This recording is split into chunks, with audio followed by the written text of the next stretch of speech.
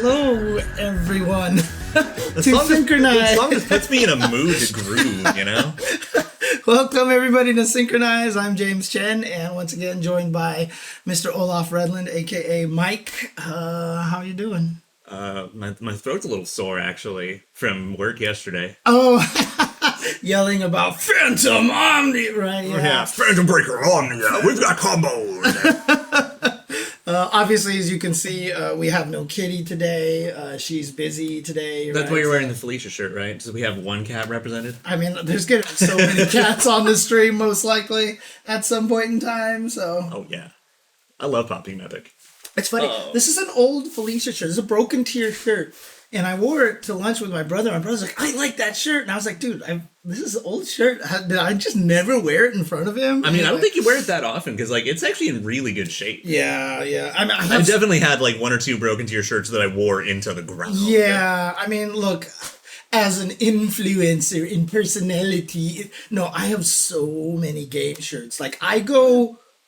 like maybe 2 months or 3 months before I actually need to wash all the shirts and start the cycle over again. Oh, yeah, but he takes like a week to do his laundry, by the way, because he has to do all of it at once. Dude, when I wash the t-shirts, like my laundry basket is like overflowing right now. I've seen you almost die coming down the stairs. Yeah, with that thing, yeah. Basically. So anyways, so Kitty's actually preparing for a convention this weekend, so she decided to bow out of the show tonight so she could get all her stuff squared away and make sure that we're good to go.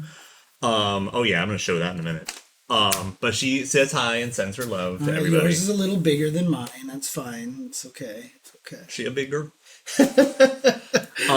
So we'll cut to the chase on that one real quick. So you remember a couple weeks ago I talked about our good friend Doc Fugu, who helped me out by going to the KOFXV pop-up shop in Akihabara. Well, I also mentioned that he made a second trip when they restocked. And so this is the delivery from the second trip. So because they were sold out of Angel on the first trip. And so you actually managed to get it. So it went by. So, see, I'm kind of sad you didn't bring the other one because you know why? I would have just wanted to interlock them just to feel how there's still plenty in there. I mean, because I didn't even bring up the Marys because I got the whole Mary set now, which I was really happy have you put together the entire Mary statue yet? No. No, because you need to. I need to clear up space. Yeah, it's a whole ordeal. Yeah, because like if you guys don't notice, the way it's shaped obviously is designed so that they notch with each other.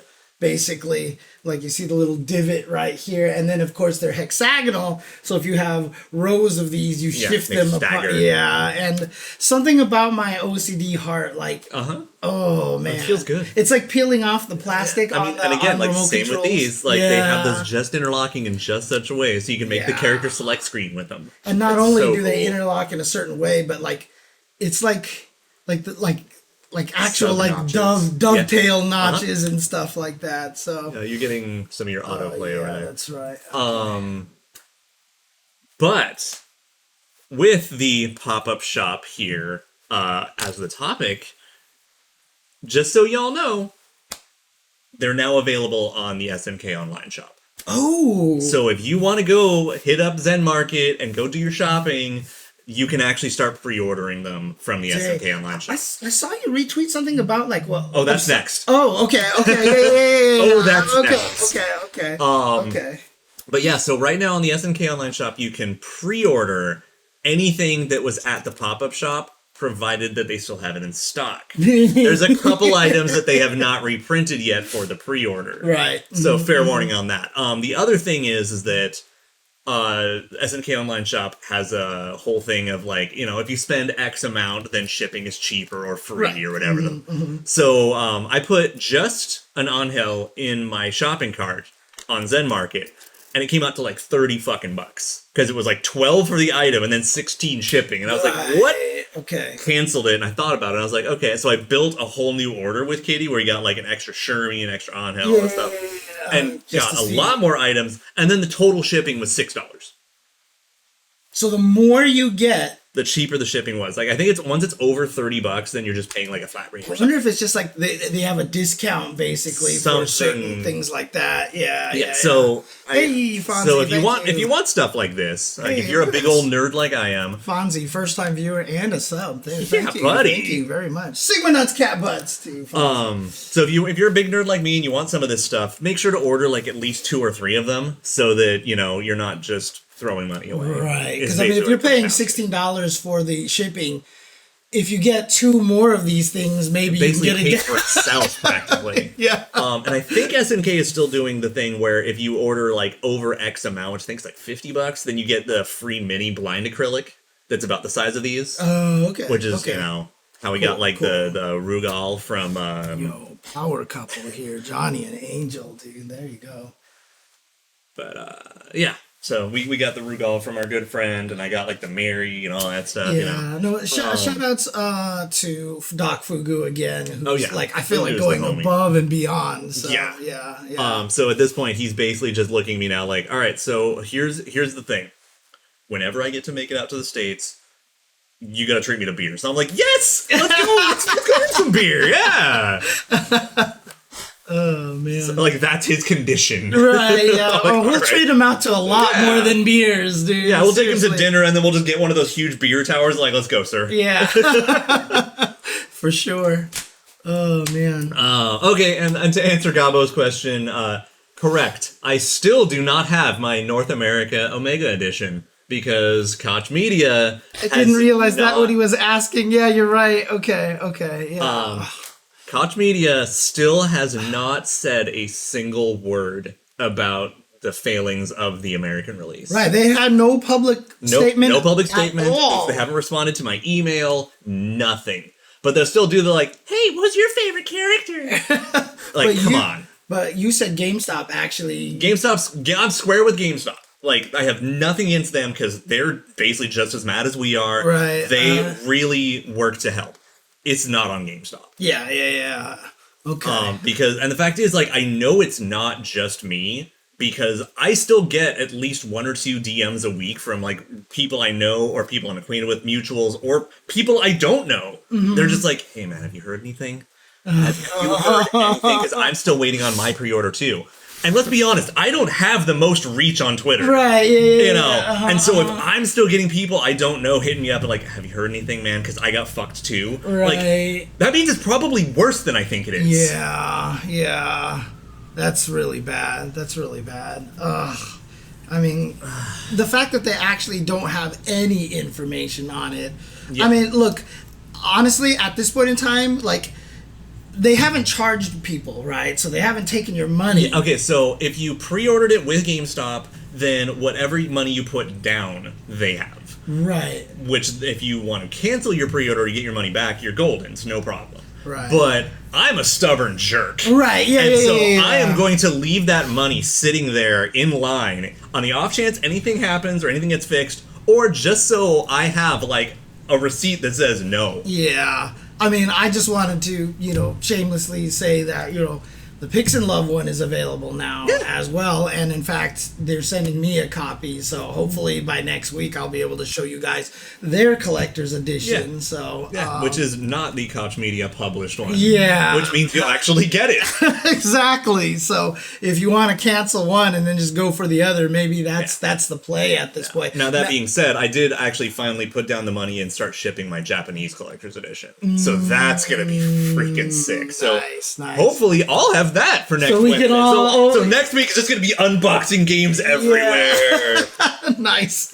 Oh man. Cool, which I hope is fortunate because like once we're done unboxing, then we're just going to go right into playing because odds are the DLC team will be out there. Hopefully. Yeah, I mean there's a lot of like little things that'll lead into that in just a little bit, but before that, the thing that you retweeted about the pop-up shop, right? So I kind of want to save that until after. Okay. Because I have a theory. But again, I'll talk about it now and then I'll go back to it. Okay. So you remember the KOFXV pop-up shop that just ended, which, I got this from, thanks Fugu, etc. They're doing another. Yeah. in Osaka. Because this one was in Akihabara, which is in Tokyo. Right. So they're doing another one now for Osaka residents. Right. Which is convenient because it's right around the corner from the offices, whatever. Right. But they did say, it's going to have exclusive items that weren't in the Akihabara shop. And B, the post also says featuring Iori. Which, by the way, if you weren't aware, Iori, I think, was the first acrylic to sell out at the first pop-up. Right, yeah. Kind of a popular character. So leading into it, they probably will have some of the old or previous Iori pop-up shop items as well. But they're at least implying that they're going to have, like, new exclusive items. Right. Which is what we're going to come back to. Okay. You know, if Iori's so popular, they might want to buff him a little in the game. I mean, it's not his fault the characters are dumber than him. Yeah, basically. It's I'm gonna say this, one of those things. He's too honest. Yeah. That's what it is. He's too honest. It's funny because I remember when I was playing the beta, I kind of felt that way, but I just was like, I'm not using him right. Iori's always good, but I mean, he's just too honest, so he's just okay in this game. Yeah, I mean, honestly, right now, like I just tweeted out last night, like the characters that I'm looking at right now. And I have a few. I have 6 main ones right now and a few others that I kind of want to play with. So King and King of Dinosaurs, I haven't messed with a lot. But there's 6 characters that I want to pick. Dude, I think Dinosaur is a fucking nightmare. Yeah. I hate him so much. I might want to pick him over Clark because right now I'm feeling like Clark might have some problems. And, you know, although he can super cancel the command throw, which is sick, the scaling on it just absolutely ruins it, basically. I mean, I think that's kind of like the whole trade-off, really, for being able to confirm into throws like that. Because, I mean, I've always been a fan of, like, the idea of, like, combo scaling. Or, like, when damage scaling in combos even first started, me and my friends had this whole long debate about it. And, like, sometimes it was, like, doing a level 3 did way more damage than combo into level 1 into level 2. And I'm like, well, yeah, because you have the insurance it's going to work. Right. Well, I think, honestly, the way that they should do Clark and Dinosaur and everybody is that if it starts with the command throw, scale. If you combo into it, don't scale. Because then it's just another move you're comboing. Right? I mean, why should I be punished for comboing into a command throw when I could have been anybody else comboing into Rekka Super or something like that? I think there's a reasonable amount to that, but it's the insurance. You're paying for the insurance. Because, you know, because also, like, command grabs whiff is not that long in this game. Hi, Jaffer G. How's it going? Thank you for catching the live show. Yeah. Appreciate it. But yeah, like, whiffing command grabs is not that scary. Especially, like, Shermie whiffing a command grab, you backdash it, you're minus. Right. Like, oh god. But that's what I mean. Like, I'm totally down if the command grab raw scales. Absolutely. Yeah. But, like, for comboing, I just feel like it's just another utility. Yeah. Well, I mean, because the thing is also, then you start worrying about, like, does that count captures, like, just the regular tackle, which is super cancelable? Right, yeah. Because that's a throw and it's not. Because, I mean, if you think about it, overheads also scale. When you chain into them, they don't because they're a different move because they're designed. Well, because they stop being an overhead most of them. Right, yeah. But, like, you know, because Wauri actually made a post about it the other day about how command grabs automatically scale and a good chunk of overheads automatically scale. Yeah. And I found that that's not truly universal. Okay. Because she has an exception to it because she has both. So Unchained's forward punch, the overhead punch, definitely scales. Okay. But the overhead kick does not. Oh. Okay. But that's because there's only one move that actually combos out of the overhead kick if they're grounded. Okay, and if they're airborne, then it doesn't matter if it's an overhead. Right, yeah. By the way, yeah, that's a question. Clark has no 1, 2, 3, right? He has no way to do that. As far as I know, I think I think he might be able to off of if you start with running 3. Because I think it's running 3 into the other one maybe works. Because does the bouncing Argentina backbreaker that doesn't cancel into climax, does it? I thought maybe it could, but I could be wrong. Okay. I don't know. The thing is, I've never played Clark on Anchor enough to really know because I think playing him on Anchor is a mistake. Yeah. So. But I mean, I still think he's good. Don't get me wrong. I think Clark is still fine. No, there's only one bad grappler in the game. Yeah. All the other 3 are like actually up for debate on their quality. Right. Are there really only 4 grapplers in the game? Like 4 true, honest to God grapplers, yeah. So Clark, yeah, he can't cancel it at all. So Clark, I really thought he could, just it was like he was bad at it or King something. of Dinosaur, Shermie. And Ramon. And Ramon, okay. Antonov doesn't really count. Yeah, he's a big body, but he's not a grappler. Okay. Usually quick max cancel big too much damage considering how reliable of a confirm it is. Not really, because a lot of the confirms come from lights, which does scale the damage a lot. And I find that oftentimes you can't do a ton of damage unless you're one of the later characters and go into a level 3. And even then you're spending so much resources, and usually off of that it's like Terry is an exception right now. Terry kick into quick max drains half your life, and it's kind of ridiculous. I mean, the thing is, again, it's a matter of when and how you're spending it, where you're optimizing it. Because like the fact that Mary is doing, like 700 off of a raw confirm into quick max and everything just by nature of being in the second slot, because quick max level 1, level 3 is really, really powerful. Yeah.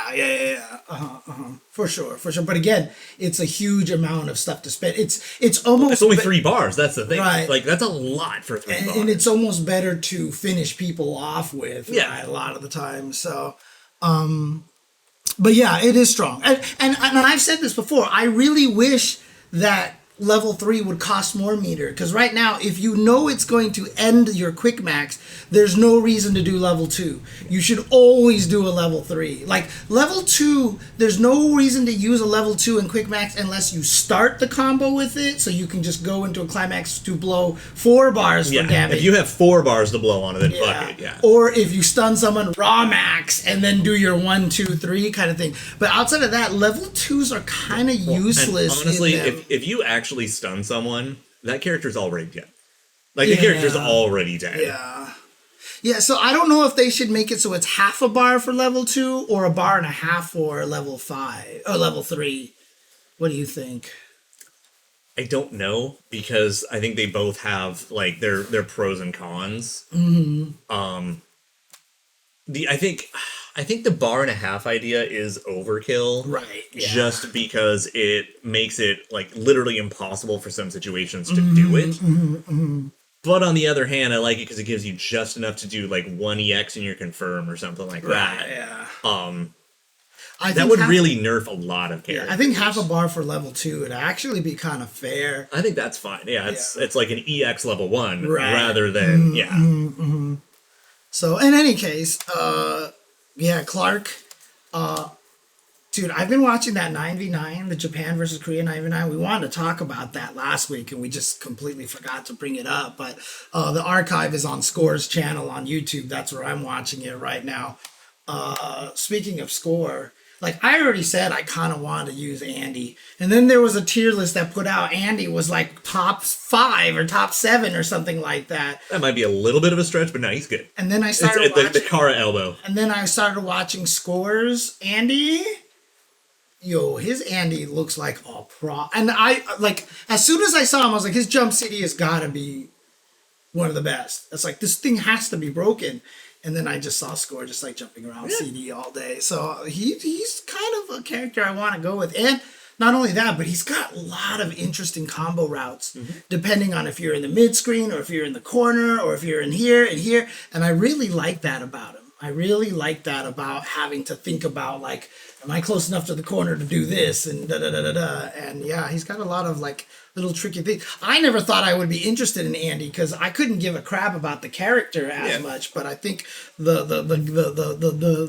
game plan is really neat.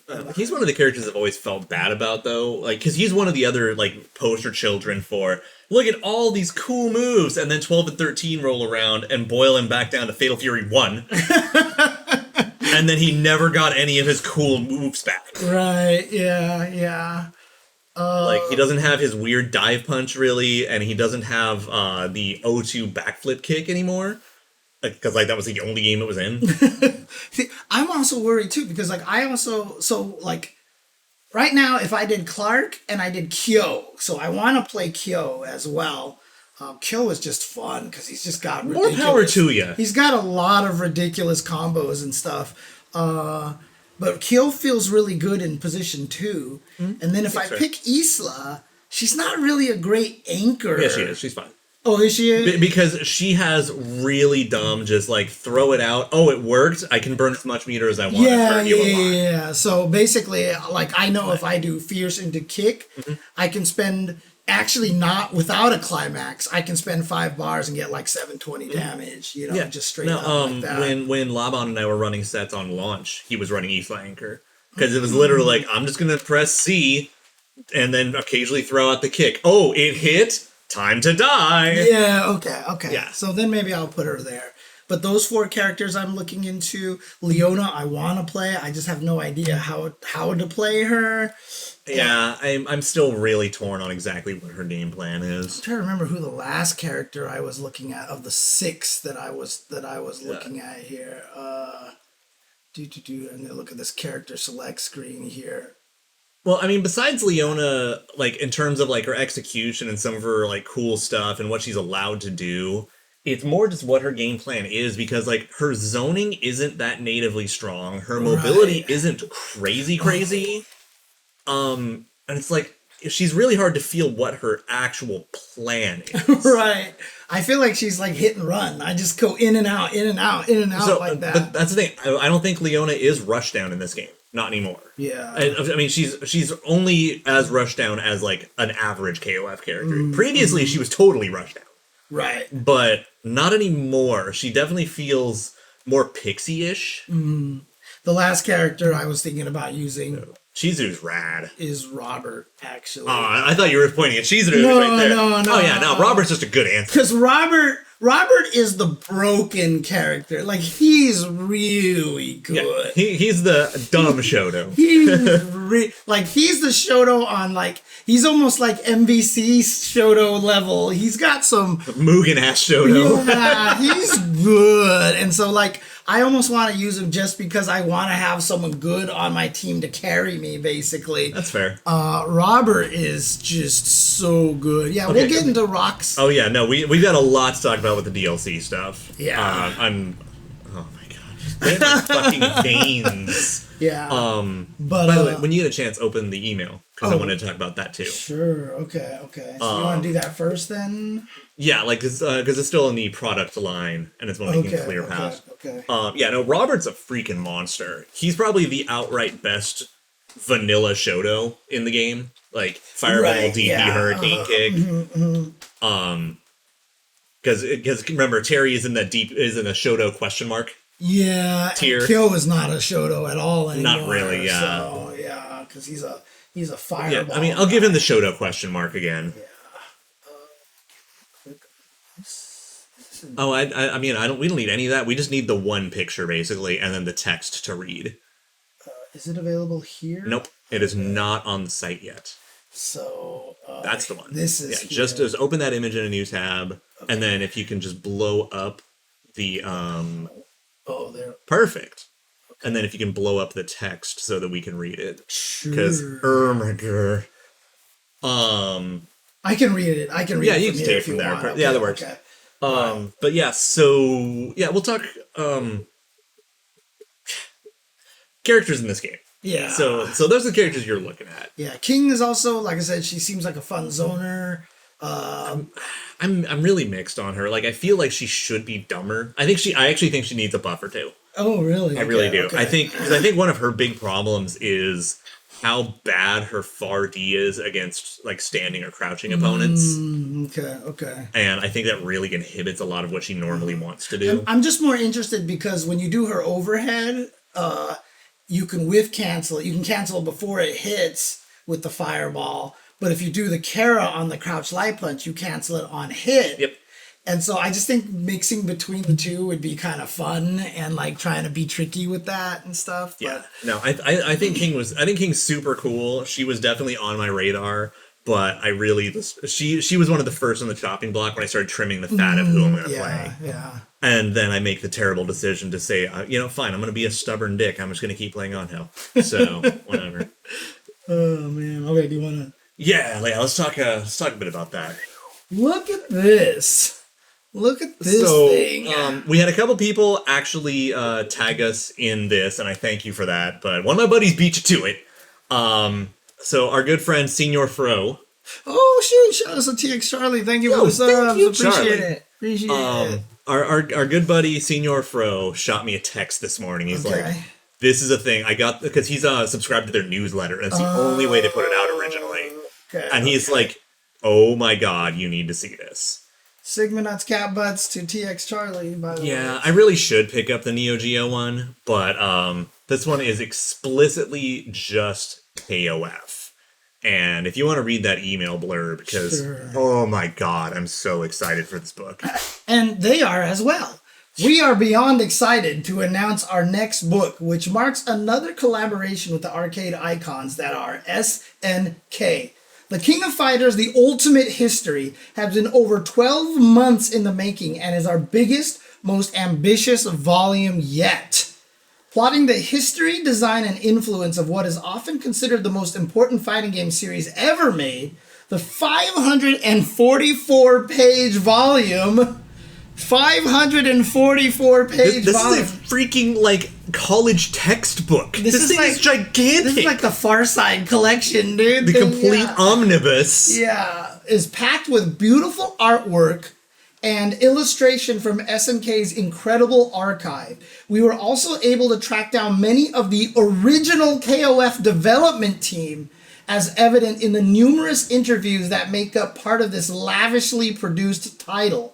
Available as both standard and collector's edition, The King of Fighters, The Ultimate History will be available to order in May, exact date to be confirmed.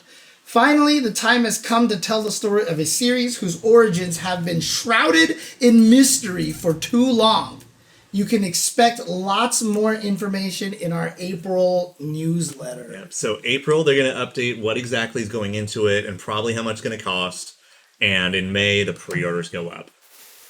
How much is this going to cost? Oh, I don't know, but I'm kind of at the I don't care. Right. It will be mine. No, I mean, that's just what I'm trying to figure out right now is how much will this set me back? Yeah. Because I live for this kind of shit. You know what I mean? I've gotten a lot of the Capcom ones. Yeah. So, and Senior Fro is a huge, like, art book collector, and he loves, like, these archives and, like, talking to artists and see where they got their things from, or just having all the cool art to look at. And, like, look, it's got those spreads of the stages. Oh, my God. Like, look at this thing. Look at this. I mean, obviously, if I zoom in, it's pixelated, but it's. Still, I mean, you know what's going on. You still get a decent idea of what's happening over here. Yeah, interview with Ogura-san. Dang, look at this character art, sketches, win portraits from older games. Yeah, I really I want to know exactly how far they're going to go too. Like, is this going to talk about 14 and 15? Like, what is the entire arch that they're going with here? Right, yeah, and in case you guys, I see Akuyo City just sub to their newsletter from Bitmap Books. These are the guys who produce a lot of these, like, history video because they games. They did another one that was about beat 'em ups. It's called Go Straight. Right, were they the ones that also did, like, the Nintendo history books or something like that? Maybe. Or... I mean, so by the way, so if you see that link at the bottom right, the KOF-book.com, that does not have this book on the link yet. That's more of like a quickie little link for their general collection and site. This book is not on their site as of yet, but that link will probably work and be more useful to us in the coming weeks. Right. There you go. So don't freak out if you try to go there and it's like, that's not doing what I expect it to do. But yeah, so I'm going to be keeping an eye on this. This is a college textbook. I know, right? I mean, we should tell everybody who watches SNKronize, you must purchase this book, and every week we'll go through a new lesson. We'll have our syllabus. It will be on the syllabus. Yeah, we'll have it on the syllabus. We'll go through everyone, and then we'll do the... Who was the lead character in 94? This will be on the test. Yes, exactly. Up until 15, who had perfect attendance in King of Fighters on launch. Poor Kim fans. You don't care. I know. I really don't. Oh, man. So, let's see. So, next up, Sunday. Yeah. Sunday night / Monday in Japan, 11 p.m. Pacific. we're getting finally another fighting game developer roundtable. And it's crazy because like all the other ones they've announced, they give us time, but this one's not really. Like, really? Well, oh, okay. They weren't that much different in time frame. Like, we got a solid week out of this. Right. Like, whatever. So what's interesting about this one is the timing on this one, right? So they've all been streamed primarily on Bandai Namco's channel, but this one is going to be streamed on Sega's channel, I think it is. So I think that was that, or they're just doing it as well. Yeah. I don't know, but yeah, it doesn't seem like Bandai Namco is actually taking charge on this one, which is fine because that gives us less reason to make fun of Harada and roll back netcode. yeah. You know, if Sega and Virtua Fighter's taking the lead on this, that might be a really good, inspiring hope for that franchise's fans. Mm-hmm. But I'm just gonna be a spoiled dick, and I'll be like, SNK is gonna be there, and it's gonna be probably a few days before the DLC team launches, so we'll probably get all that information finally. Right, that's what I was about to say. And like the timing of it, because we're gonna talk about Maximilian's footage in just a little bit. Well, you'll talk about it. I haven't had a chance to watch it. I really wish I could get a hold of him. Wait. Oh, Max, you're the best. Did he get back to you? He got back to me. He's like, no problem. Okay, then I will definitely load up his footage, and we can go through the footage little by little. But here's the thing. With that coming out, I feel like this is perfect timing for them to show a updated trailer at the roundtable and say, they're available tomorrow. And then maybe they'll give us... See, like, I know you and Kitty are hype about Jenet and Jenny or whatever and all that stuff like that. I want my fucking Yamazaki game. And I want to see geese in action. So I want to see if they have a trailer for them. Because I mean, the smart money is that they'll show at least a bit more of the characters that are launching probably next week.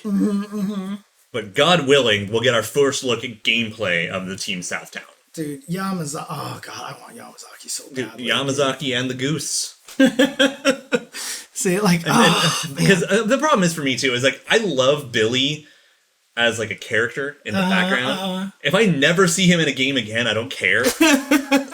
I'm not gonna be excited for Billy. Exactly. I wish I liked playing him. I wish I was fine with fighting him. But I really like him. Just from a distance.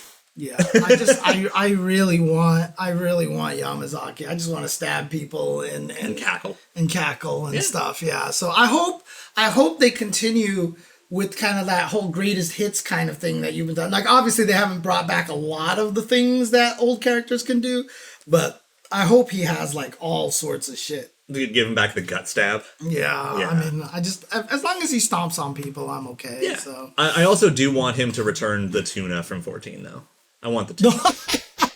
the 14 tuna was kind of majestic. Well, I mean, if it was in 14, there's a good chance it'll come back. So pretty good chance, but I mean, I would not be surprised if they changed the items entirely as well. Because like one of them was like a concert poster of Athena, which was amazing.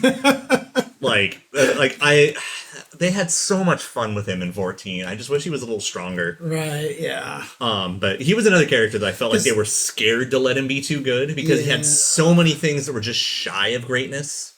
And he came out as a DLC character. Yes. I never got to mess with him in 14. I have no idea what he does in 14.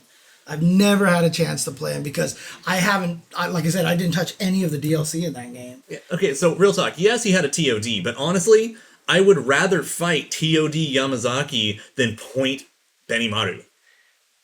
In 14, you mean? Oh, okay. Point Benny is scarier than Yamazaki who can TOD you. Right, okay.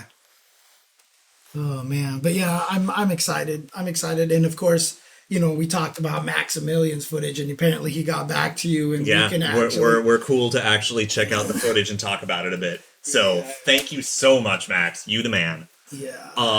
But I do want to continue one more thing real quick. Yeah. Okay. Let me find the... So inferring that, you know, this Sunday at the round table, they'll give us our release date, and then the Garou characters will be launching next week. Where It is it? should be. I think it's the one you just passed there. The gameplay and no, that's because that's story too. Let me. I'll just look it up on his Twitter. Yeah. So this implies that the Mark of the Wolves team comes out next week. All right, cool. But then next Thursday or Friday is the Osaka pop-up shop with unique goods. Is this theory? Should I pull out my tinfoil hat thing? Yo, please do if you want. So my theory is that the Osaka shop will actually have the acrylic stands for Team Mark of the Wolves. Oh, right. Okay. And they're This not. thing's a little worse for wear right now. So But, here, yeah. do you want to put on the tinfoil hat over here? There we go. Okay, so we've got the tinfoil hat going here. But anyway, so yeah, my theory is that the Osaka pop-up will actually have acrylic stands for the DLC characters. Yeah, that sounds about right, actually. Which then means I'm going to have to call in some favors to get the Jenet stand. Yeah. Because, oh my god. How are you going to get... You can't force Fugu to go Oh, no. drive I know a guy. I know a guy. You know a guy? I know a guy. You know a guy? I know a Okay, guy. okay. I know a guy in the Osaka area that I could probably ask and be like, hey, we need like 4 Genets. Nothing else. I don't love Rock Howard enough. Yeah. I mean, if I got the Gato one, it would probably be more just to like make an effigy out of it because I'm still living with KOFXV PTSD. I mean, some people are saying that I might like Gato. I don't know, like character-wise, he doesn't really kind of interest me. He doesn't We'll resonate see. with you visually, Right, but, yeah, But you also, you're kind of like me, where you like having way too many moves and doing cool shit. Yeah. And he definitely has too many moves and does cool I mean, shit. again, like Andy is not a person that resonates with me, but Yeah. I kind of liked his gameplay. So I'm literally terrified in general right now because upon watching Max's video, what they let Gato have. He has literally, it looks like almost every move he's ever had with one exception. Okay. And that's terrifying. But anyway, so let's go ahead and check out the video real quick because also, first and foremost, Max does the beautiful thing of letting us see all the colors. Yeah. Fucking champion. Here we go. Yeah, by the way, make sure to go check out this video for yourself. You know, give it a like. Tell Max thanks. Yeah. Let me just throw the tweet into the chat. Oh, yeah, over here. totes. So, copy link to tweet. Oh my god, Jenet's colors are so amazing. She definitely, like, won the lottery. Come on. Copy link to tweet. There you go. All right, there you go. So check out that, and back to over here. So, surprising nobody, Rock got a little screwed. He just has the generic set of palettes because he's Rock. I mean, look, like you said, how do you describe Rock without describing the jacket, right? I mean, at least one of them he has silver hair. Oh yeah, you're right. I think what was color 7? Oh, in color 2 he has a little silvery hair too. Yeah, this is. Oh, and actual brown hair. That's cool. Whoops. What are you doing? Goodness. Backward. Way too much. Yeah. Okay. Not the most inspiring of colors. Yeah, I do want to know exactly how many of them match up with previous iterations. But here we go. Oh my god, Jenet. Yeah. Okay. Yeah. I like how Dude, the fucking Final Fantasy 13 Wait a looking minute. ass. like on this color here, you can really see it, but it looks like the skull is more embossed on her dress. A little bit. Also, I love that she's strawberry blonde in that palette. Oh, you're right. She has I a didn't even pink notice hue the to her I hair. didn't even notice the hair. Dude, I'm all about it, but... Oh, that's lovely. Oh, that's nice. It's a Jenet, Ooh, right? ooh, goddamn. And then the James color. Oh yes, of course. But Ooh, goddamn. But did you see what I did earlier? Did you hear what it I said? heard you, but I didn't quite get it. It's the Jenet. Ah, okay, yeah, okay, fair It's enough. the Jenet. I actually wonder if that one's maybe like an homage to Lien, because she was actually in Maximum Impact. Oh, okay. Yeah, I'm torn between what is it, 4 or 5 and 7. The pink I ones. mean, for me, it's 8. Yeah, it's it's a really blue. It's not the blonde. Trust me, it's the blue. Yeah, well, I like that it's even a darker gold Yeah, for her hair. and it's also tan. She's tanner. No, in she's it, so. she's smoking in that one. Hi. But Kitty has joined us. yeah. Now, someone in chat, I think, might be able to help me on the Gato colors, because there's one Gato color that really stands out to me, and I think is meant to be an homage color because it's so way out there compared to his other ones. Okay. Whoa, why are you jumping so much? Because I keep hitting the wrong keys. That's See. Why. Okay. Because again. Hi, Spasmin. So this is regular Gato color. Okay, this is the James color here. Okay. Yeah. So those, I think those are all 4 Mark of the Wolves colors. Okay. I think. I think he had that one in 11. I don't know about that one. That one's just slick. That one is actually really that's slick. The nice one. That's the nice one. And then color 8. I think that's an homage, but I don't know exactly to who. Maybe Last Blade? Like the dude with the rock arm. Yeah, yeah, that's the first one that I thought of. Yeah. Why can't I remember his name right now? I don't think it's Setsuna, because Setsuna had like the purple coat. Which Setsuna? The guy with the owl and the mirror from Last Blade. Oh, jeez. Okay, okay. Shingen, is that? Oh, Shigen, yeah. Shigen, is that the name of the rock arm dude? Yeah. Okay, okay. Yeah, that color is the one that stands out to me the most. This one right here. This one looks like he's like living the high life kind of thing, you know. Yeah, that's like Vegas Gato. It's almost like the what do you call it, the smoking jacket or whatever. So fun fact is that in I think it's 11's ending. You know, they all go to a party at Pow Pow Cafe, and he's like, I want nothing to do with this. And he puts on like a cowboy hat and walks away. So I totally want to see him with that.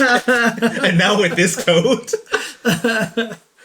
Dude, that's true. Shigen did have purple pants. Someone like actually fucking Hulk. pointed out to me, and I didn't realize this, but because I've never looked at him closely, but Gong Il, he's supposed to be half black. Yeah. I didn't know that. Okay, okay. I mean, honestly, like because they really went out of their way to make like the hair texture shine in that one. So he definitely has like that rough curly beard going on. Okay. And it's peppering in the white. Like looks very nice. Yeah, I've never actually looked at his character carefully until someone mentioned that, and I was like, oh, okay, that's interesting. Okay. So, but yeah, that color right there, I like that color. Yeah. So yeah, no, I mean, again, I feel like Rock kind of got robbed because Jenet and Gato both got like great palette sets. Right. Okay, so this fucking character, like, I'm still living with old PTSD. So, do we want to hear anything Max talks about, or no, because I'll have the urge to yell at him.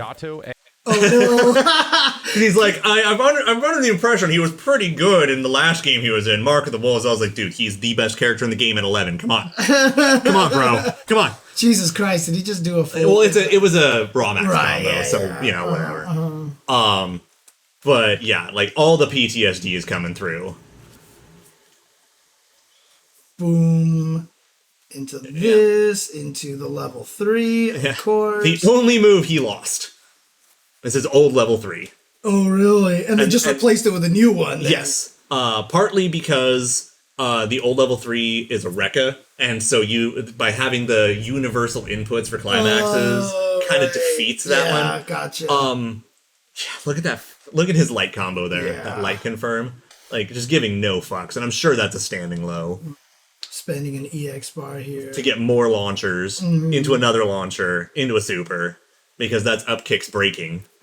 Oh, they gave him the breaking stuff. Yeah, so he's got up kicks back from Mark of the Wolves that he did not have in 11. Yeah. And he's still got the breaking system on them. So he does double launcher right there. So just for people who don't know, and again, I've never played Garou, so you can correct me, but I know everybody has one special move that they could break by inputting... By pressing both lights. Both lights. So basically the roll command in KOF. Right. And you know, everyone in Mark of the Wolves has at least one move that you can press those two buttons and it interrupts it and changes basically how it's used. Right. So like Terry's power dunk was his, right? Yes. So he would go power and then you'd see him kind of slide and do a spin and then you could link into like a geyser instead or something like that. And so, and Gato's was his up kick, which just turned it into the fucking knee. Right. It's kind of like an FADC, except you don't dash anything and it takes no resources. That's true. So, King of Dinosaur does have a break. He has his break on the claw swipe. Because he's a Mark of the Wolves character originally. Right. No, I mean, T-Zoc is, but King of Dinosaurs... Dude, just... You really need to watch the Yeah, I know. thing. I know. Okay, so yes, Speedwagon, you are correct, but. Oh, okay. And we'll get to that. But yes, traditionally, Rock's breaking move was his command grab, because he actually has a regular command grab. That's the break right there, right? Which one? The knee. Yeah, just that knee that launched him up. Yeah. Right, So, right. So if you're coming from Street Fighter and you've never seen Gato before, Gato has like Gen's up kicks from Street Fighter 4. Right, yeah. But now he can also just cancel the first hit while he's still standing and turn into a launcher. Right. Now, when you do the Gen's kick, though, you don't have to keep hitting the buttons. It just does it automatically. It should do them automatically. Yeah, okay. So,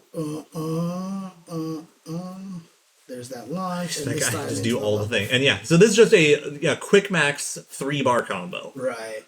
So like this should be doable on point or second. Yeah, 572. That's about average for that kind of combo. Look at, and they gave him crumples. They gave him launchers. There's the up kick super into advanced cancel. We both did that. I think that's so hilarious, dude.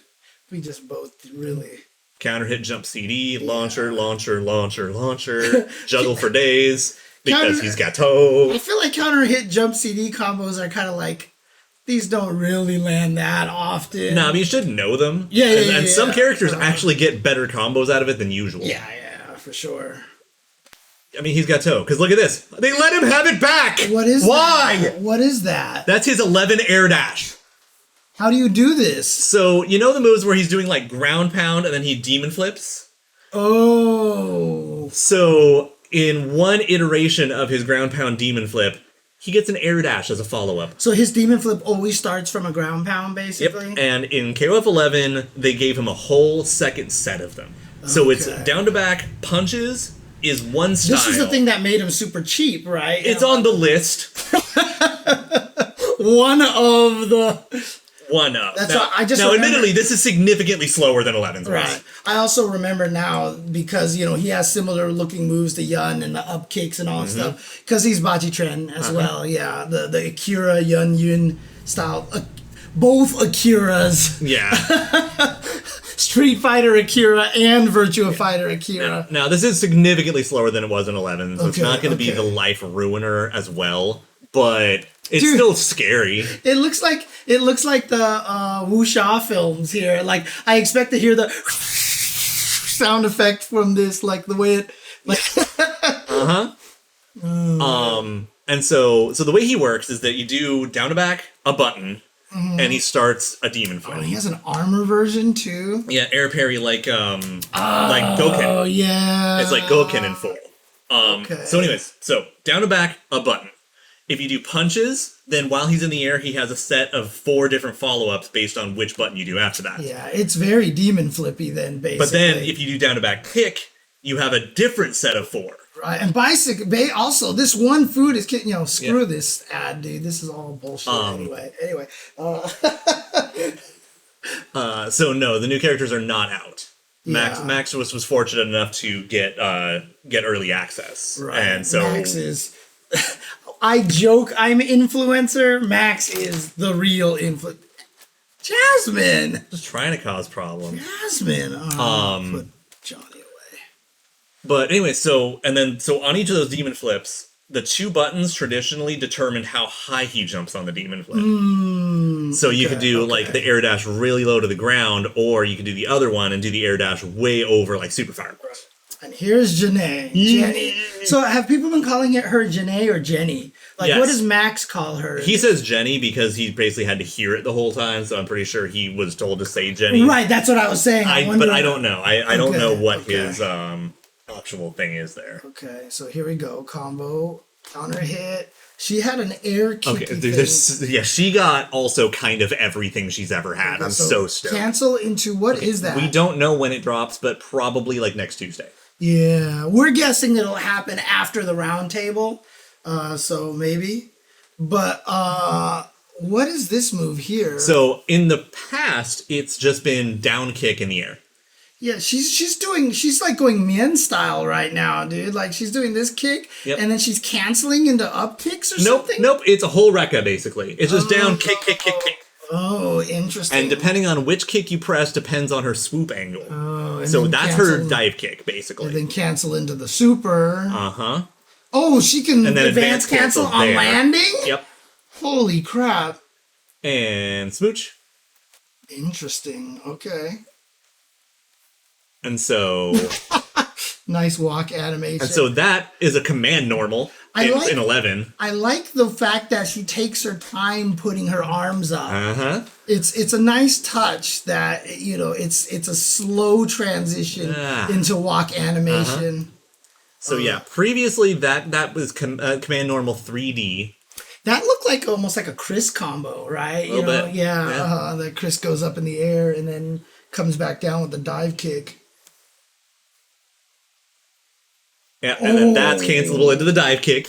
So was that swoop at the beginning of it just the startup of the Rekka move in the air like that? That's it. Yeah. Yeah. So the first kick is just the flight. Okay, got it.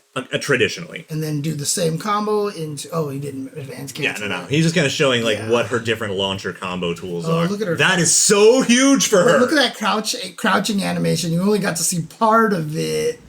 Like she starts to put her hands behind her head. It might even be the start of her crouch animation as her brushing her hair back a little bit. Oh no, Yeah. Yep. Now she did get a new run animation. She goes straight Naruto run, but that's gigantic. Okay, so what is happening here? 2B 4 5A 2A 2B 5A. Oh yeah. And then get to move. Well, at least she's never been able to do that. It looks like at least it has to be an EX. I wouldn't swear to that. Okay. Even if she just does down back light punch and it works, that's huge. So is this all one move here, or is this a Rekka? That's one move. Okay, so now the Rekka starts. So she can cancel that move into Rekkas? Mm-hmm. Jesus. Yeah, her dive kick Rekka. That's just what we're going to call it for now. Everything just goes into the Rekka, it looks like. Yeah. Now, in 11, the dive kick was not an overhead. Right. Oh, I do not know what they're going to do in this one. Right. Oh, there's the Naruto run animation. Yeah. Yeah, her old run was way goofier, but on the other hand, her Naruto running is actually kind of on brand. Oh, man. It was set to counter just for the purposes of getting the first combo we saw, which was a jump CD into dive kick, and it worked. Yeah. Also, I don't know. It's just because of the skull. I keep associating her with One Piece more than anything. So, because One Piece has the skull kind of thing. Yeah, but she's a goober, and she's a pirate too, right? Yeah. So, I don't know anything about One Piece. I don't know if it's serious or goofy or what. Yes. So, okay, it's one of those basically. Gotcha. Okay. All right. Where do we go? And then stand C into the 3D EX one, which lets her combo off of the ground. Yeah, so having an EX dive kick is a huge thing I was not expecting. Right.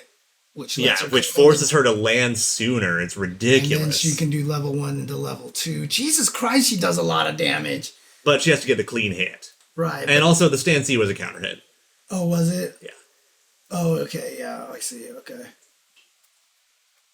So it's a counter hit combo, so you're getting a bit of extra damage that way. But I have some theories, but I'll wait till once we see Rock and everything, and I'll talk about it. That's a cute taunt. Oh, here we go. Time to blow you up. Oh yeah. Oof. Yeah. So one thing Max says is he's after like playing through all the characters, he's like Jenet might actually be just the overall best looking character in the game, like just the way how all her animations work and everything. Also, we get the full version. Me. Oh my god. She's the best. Oh my god. That's just so full waifu. Oh my gosh. She's so adorable. It's almost too much for me, you know. But she's like, you just saw me get all worked up like that. Honestly, the way she looks in this game and the way she acts kind of reminds me of Tangled.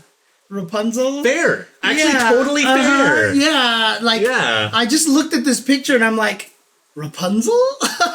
Yeah, no, that's actually because reasonable. also like the Rapunzel has the pink dress, she has the purple dress, it kind of looks the same there. Yep, puts shoe back on. Oh, sorry about that. Sorry. Oh god. See, everyone's gonna love that shit. Oh, she's so great. God. And I'm super happy that Max confirmed something for me in this video, whether he meant to or not. What's that? So, you remember when her trailer dropped, I pointed out that was traditionally a counter super move. Yeah. It still is. It only does the drop kick as the opener if you cancel into it. Oh, dang. So it functions a lot like it did in 11. So, boom. Yep, cancel, climax cancel, and then just throws out the foot. Oh, now, if she does the counter version, does it counter into the foot? Oh, we'll see it later on. Okay. And I still want to see the cameraless version of this one. Because I want to see if she still has her shoes on. She's definitely pulling a shoe out of Hammer Space. Because the thing is, they don't show her feet, so I bet you she still has her shoes on. She definitely... Which is slightly a shame because she actually did take her shoe off fully. Like, her foot was there. She's like, oh, shit. Right, and she puts it back on. I feel like she's probably taking the shoe out of the bag of holding or something like that. Pulling straight out of Hammer Space. Yeah. God. She's so adorable. So that's down to back punch. Okay. And the EX one's a crumple, because yes. What? So, yep. And that should still be an overhead. Okay. And it looks like that is kind of like the just Terry quick overhead, but it looks like she can juggle off it. Yep. So that's down to forward kick. Okay, and so that's her breakable move. Oh, so you can just do the hop and then stop. Uh-huh. Basically. Okay. Oh, that was the stop right there? Yep, that's her break. Okay. Dang. Yeah, and there's the different dive kick. One of them arches way higher and then falls harder. Yeah. Now, does the EX one track? Probably not. Okay. But I don't know. Right. I haven't gotten hands-on yet, but this is definitely the first character I'm touching when the DLC launches. I definitely cannot wait for her. Okay. Rock Howard. This is it. This is the hype right here, right? Actually, dude, they did so much for him. Oh, really? I'm actually genuinely happy for Rock Howard fans right now. Okay. That was a nice little stand kick. It's like the technique that they learned from Jenet doing the swishy stuff. Look at that stand kick. Applying it to him a bit too. See, right there? They started a bit in 14, but it's way better now. Yeah, I'm actually really happy for Rock fans right now. He finally might be better than CVS2 in a KOF. Yeah, see, like the little sweepy motion blurs graphics are actually nice. I don't feel like a lot of the other characters have this, right? I talk about Vanessa a lot having it. Oh, well, yeah, Vanessa's is the big standout one for sure. There's a few of them. Okay. We've already discussed he never will. Yeah, Flashy Flash. Again, as a content creator, I cannot with good conscience install ad block. Not to mention, honestly, if Max is letting us use his footage, we should at least give him a few pennies for doing so. Right? Exactly. So that's why I keep it on. On some channels, I'll actually let the ads rock. Yeah. On some channels, like if I'm really enjoying their content, I will let the ads rock. Yeah. Because as a content creator, you get different amounts if they stick all the way through or if they cancel and the thing early. is, though, that's also why a lot of content creators do the paid promotion in the video, because that takes care of the ad revenue, but also then they get the metric for how much you're fast forwarding and skipping through it. Right. So, like, for content creators I really like, I'll watch that whole paid promotion no matter how much I don't like it. Right. and like, YouTube Premium. I don't know how you mofos afford that shit, dude. That's expensive. It's like I've never even looked. Freaking like $13 a month or something like that. And I was just like, what the hell? Does it also give the money to the content creators as well? I don't know how it works. Not a guy who knows things. The shit is expensive, dude. There's no way I'm not paying for that. So anyways, Rock actually looks really good. And I'm really happy for him. Like, we already saw in his trailer, his Farsi is cancelable. Right. And, that's going to be useful. Oh, that jumping B looked amazing, by the way. Okay, 6B. It gives more money to creators. Interesting. Okay. Sweet. So that's their incentive to make you do that then. Honestly... Did you really just try to appeal to a consumer's conscience? Yeah, I guess so. I mean, honestly, look... You know me, I don't watch YouTube. Yeah. So it's not worth it for me to have it. I just don't watch YouTube. So I follow nobody. I have 0 followed channels on YouTube, if you guys can believe this. Like, literally, I follow nobody. I don't watch YouTube content like that. And the thing is, like, for how much I do watch YouTube content, most of the guys I watch either don't heavily monetize anyway, or are, you know, shitbag channels who just rip things from other people, and they don't deserve the money. Yeah, that's fair. That's fair. I mean, my problem is I've got so many, like, Disney shows and all this other shit that I'm watching all the time that I don't have time to add to add to it by watching YouTube stuff. Yeah. So, anyways, rock footage. Okay, Shadow Strike. He's going through all the normal, so he's probably doing a lot. Look at that! Look at all that! That was the break. They made his DP the break. That's new. Yep, because again, his previous break was just on his command grab. Right, they let him have it on his DP now. Which, by the way, yes, it's a DP. It's not a flash kick anymore. Oh Jesus! So which we thought we saw from the trailer. Yeah, because before, even in CVS2, when you threw people, you had to hit the buttons to make it so he didn't do anything. Right, that's his break. But if you didn't, you had to charge it up and then smack. Yeah, it was literally, if you did nothing, he just tossed him and nothing happened. Right. If you tapped it, you could just cancel the recovery and then juggle him manually. Right. And if you held it, he would charge the fireball for the follow-up. That's what it was. Yeah, okay. Yeah. But now they made his DP the break. Now his DP breaks. So he has a more practical application. And it feels more like, since Terry's not going to get his, they'll give it to Rock, basically, right? So here we go. Oh, did he have that break in 14 as well? I can't remember, but he was terrible in that game. So. Boof. But here, I mean, I guess more to a point is that now he actually has ways to go into it as well. Like, look at this combo. So there it is. Pow into land. Oh, it looks like he dropped the combo afterwards. In 14, only. Yeah, but it was still the flash kick. Right. Oh, it was still a flash kick motion. Right. Okay. Raising a storm. But yeah, like, he has, like, real ass confirms. There it is, right there. Raising a Storm is actually its official name, For Rock, I believe that's the case. Yeah, because the first time I saw it, I thought it was a goofy mistranslation, and I laughed, and then I saw it named that somewhere else. Okay, real talk, that is not fair, because Freeman exists. Was Freeman's... Freeman is like the worst character in the game with the worst break in the game. All right, here we go. Corner combos. I bet you this video is like... Yeah. Oh, shit. Yeah. Let him have it. Oops. I feel like Max is probably spending most of the time on this character in the video, huh? I mean, look at the timestamp. Yeah, exactly. But he also was like, look, this is the character I actually know what I'm talking about, so I'm going to put more time into him because I actually know I have half an idea what I'm talking about. Because he played him a lot in 14 as well. And CVS2. Yeah. But I mean, CVS2, he's going to be very different. But this version, he's going to be similar enough to... A lot of the muscle memory is going to be there for Max. Except he's so much better that it's like, I'm not even sure the muscle memory helps. Right. Just he has real fucking confirms and combos now. Yeah, he's trying to see if he can juggle the super after the... juggle the DP after the super, it looks like. Yeah, and one of the things I'm really curious about is the way his install super works, which he'll talk about in a moment. Okay. Oh, dang, that's... Yeah, so that's his old top attack. Yeah. I remember it was in my 2-hit combo video. It's the only thing I remember about it. It's like, So he's just going through all of his moves right now. Yeah, to give everyone a good taste. Yeah, so he's got the run. Yeah, of course, yeah. Of course, yeah.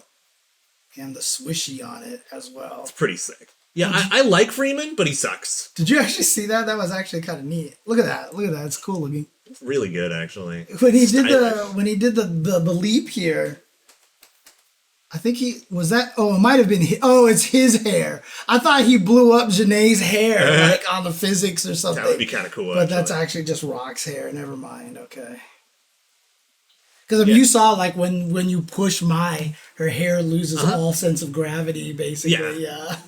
Yeah. No. So, by the way, I really like Freeman, and like when they did Claw Iori, I thought I was getting Freeman back, and I was wrong.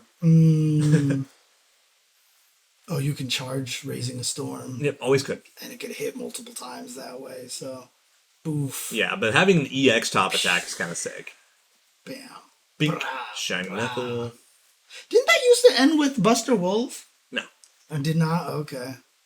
Didn't he have a Buster Wolf of some kind? So the level 1 version, he just goes, it just goes clean through. It's more like Bionic Armor.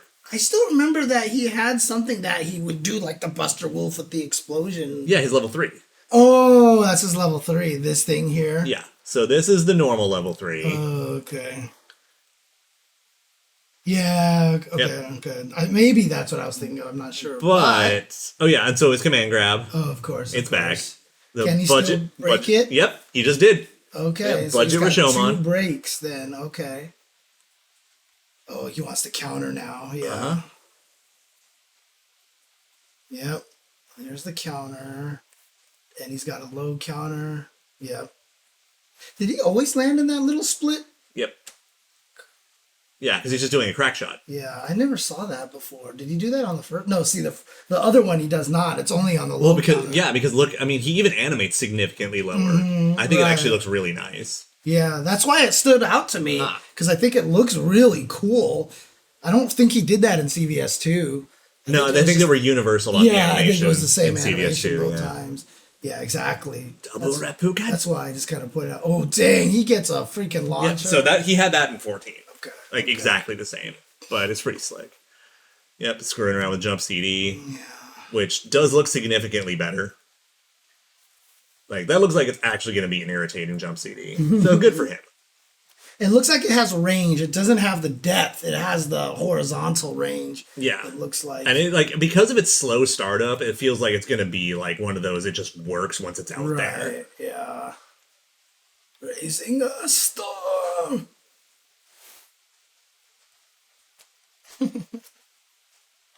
Sando Sna.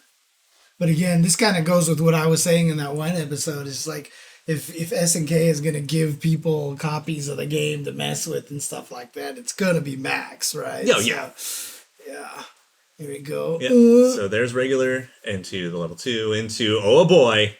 I wonder if that's intentionally cancel timing to be perfect or if you have to manually time that. Oh, I'm sure it just works. Most of the ones in this game are really easy and just kind of work.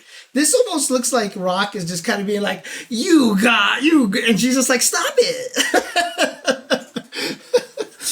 Why I oughta? Why I oughta? Okay. So, 10:30 for Raw Max jump in. But now I think we're going to get to the really cool stuff. Maybe not.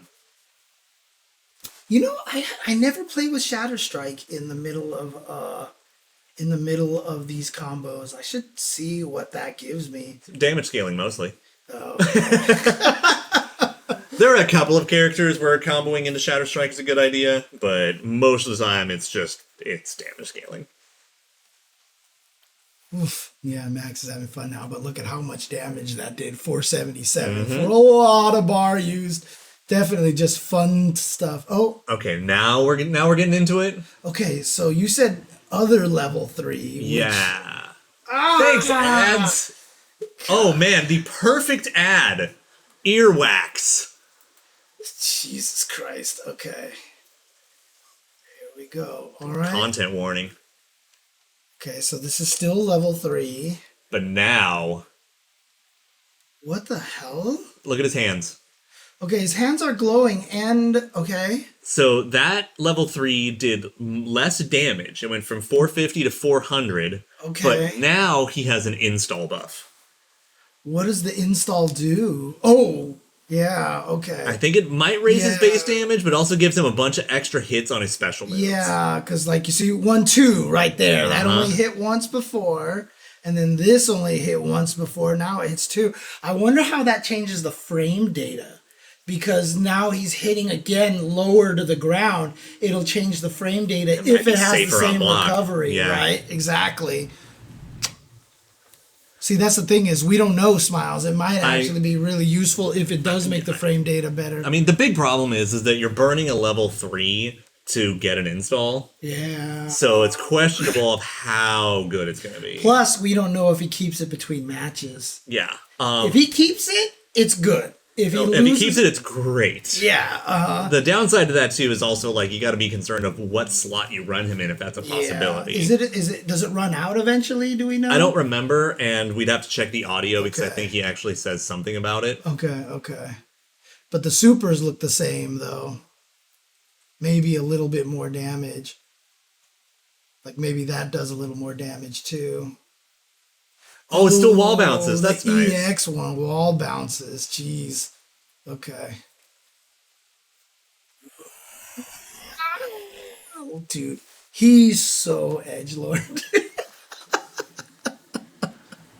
Oh yeah, that's right. He does say that. Yeah, because it was in training mode, he doesn't actually know if it goes between rounds because there's no round. Right. Yeah. Exactly. But I mean, like the thing is that like in the footage we've seen, we didn't see it ever run out while he was playing. I'm just going to say this, and I don't mean this in a complimentary fashion, but Rock looks so cool. Yeah.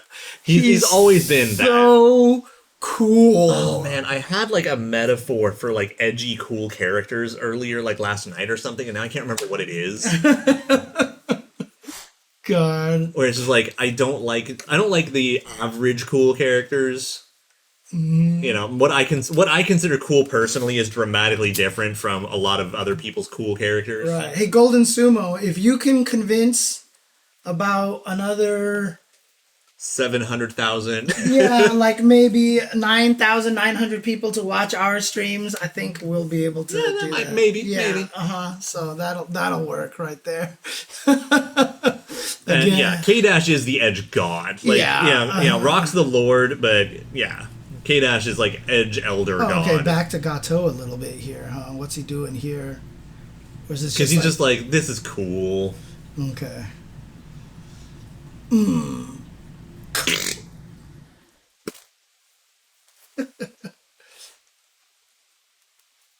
Still, 350 for that raw level 2 is not bad. Yeah. Yeah, I hate to say it, but I think I might test Gato first. Just for 5 minutes to see if they let him keep any of his super dumb stuff, like the upkick super being juggle anywhere. Because you're going to be stuck messing with Jenet for like 10 hours. If I have anything to say about it, Jenet is going to be permanently on my team. Like, I'm like, right now, my end goal is to play Angel, Mary, Jenet in that order. Okay. If it's possible, that's what I want to run. Dude, by the way, her CD and that's the counter super right there. That's it. Nice, and I'm glad that it doesn't have the super flash. Because SNK knows how to design them. Right. But yeah, go kick. She just doesn't even kick. Yeah, she reels back because you hurt her. Oh my god. Motherfucker. Gets mad for that. But now here's the question. I just want to see something here. Early on with Jenet here. Where she does her shoe super here. It was kind of later that she did the shoe super, if I'm not mistaken. There it is.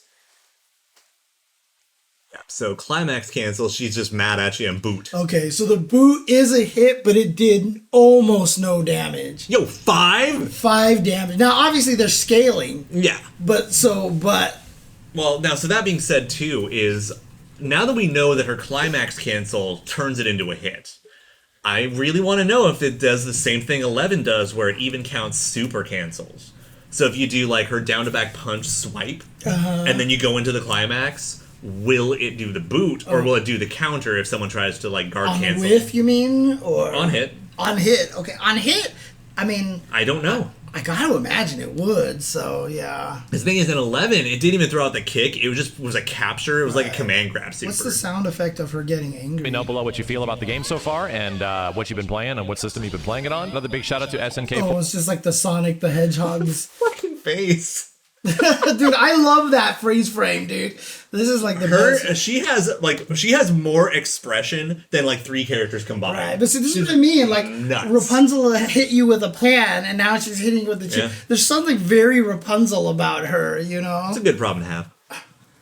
Oh man, that was one of those movies that I was going in because it just came from. I think it was Chicken Little, which is one of the worst animated movies in the history of animated movies. I hate that movie. That's fair. So much.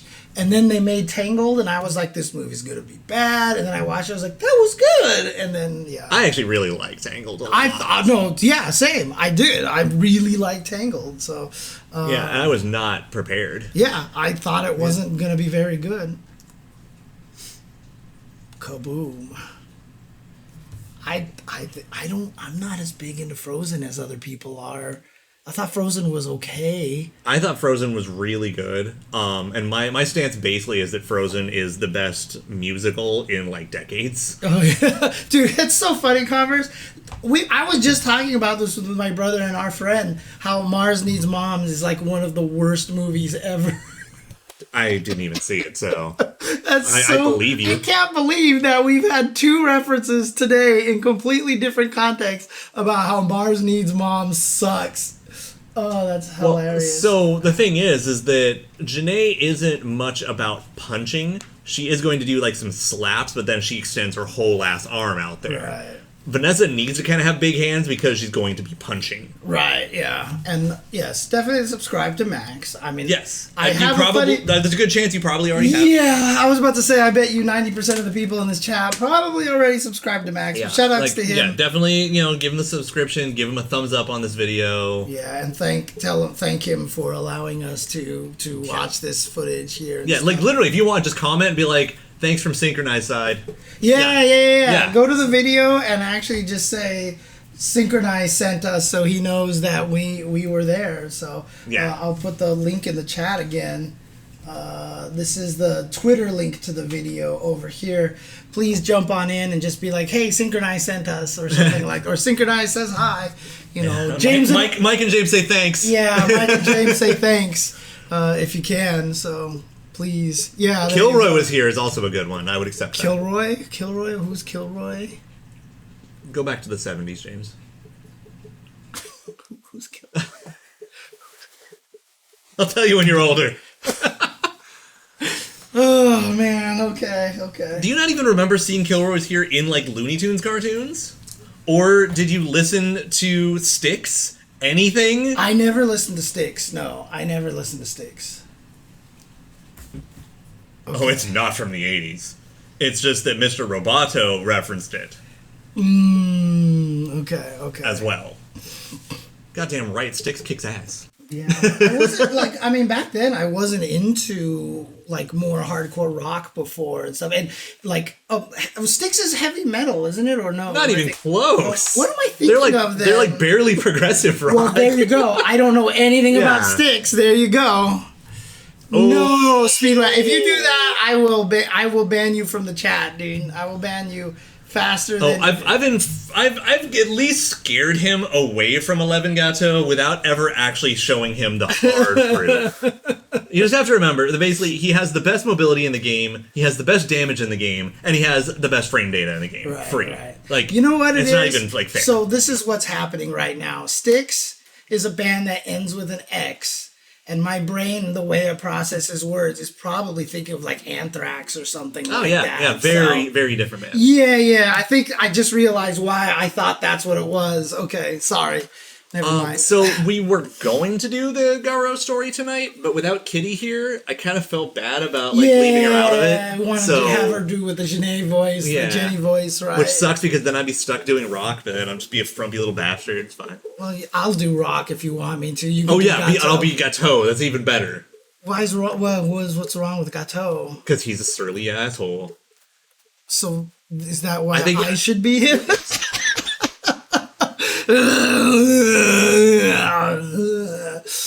Oh man. Yeah. Also, definitely you should click Cohen's Kilroy was here link when we get a chance. Oh, okay. Yeah, sure. Is it Kilroy or Kilroy? Kilroy. Okay, because it sounded like you kept saying Kilroy. You really not like remember any of that imagery. I don't. Dude. Wow. I don't remember this at all, actually.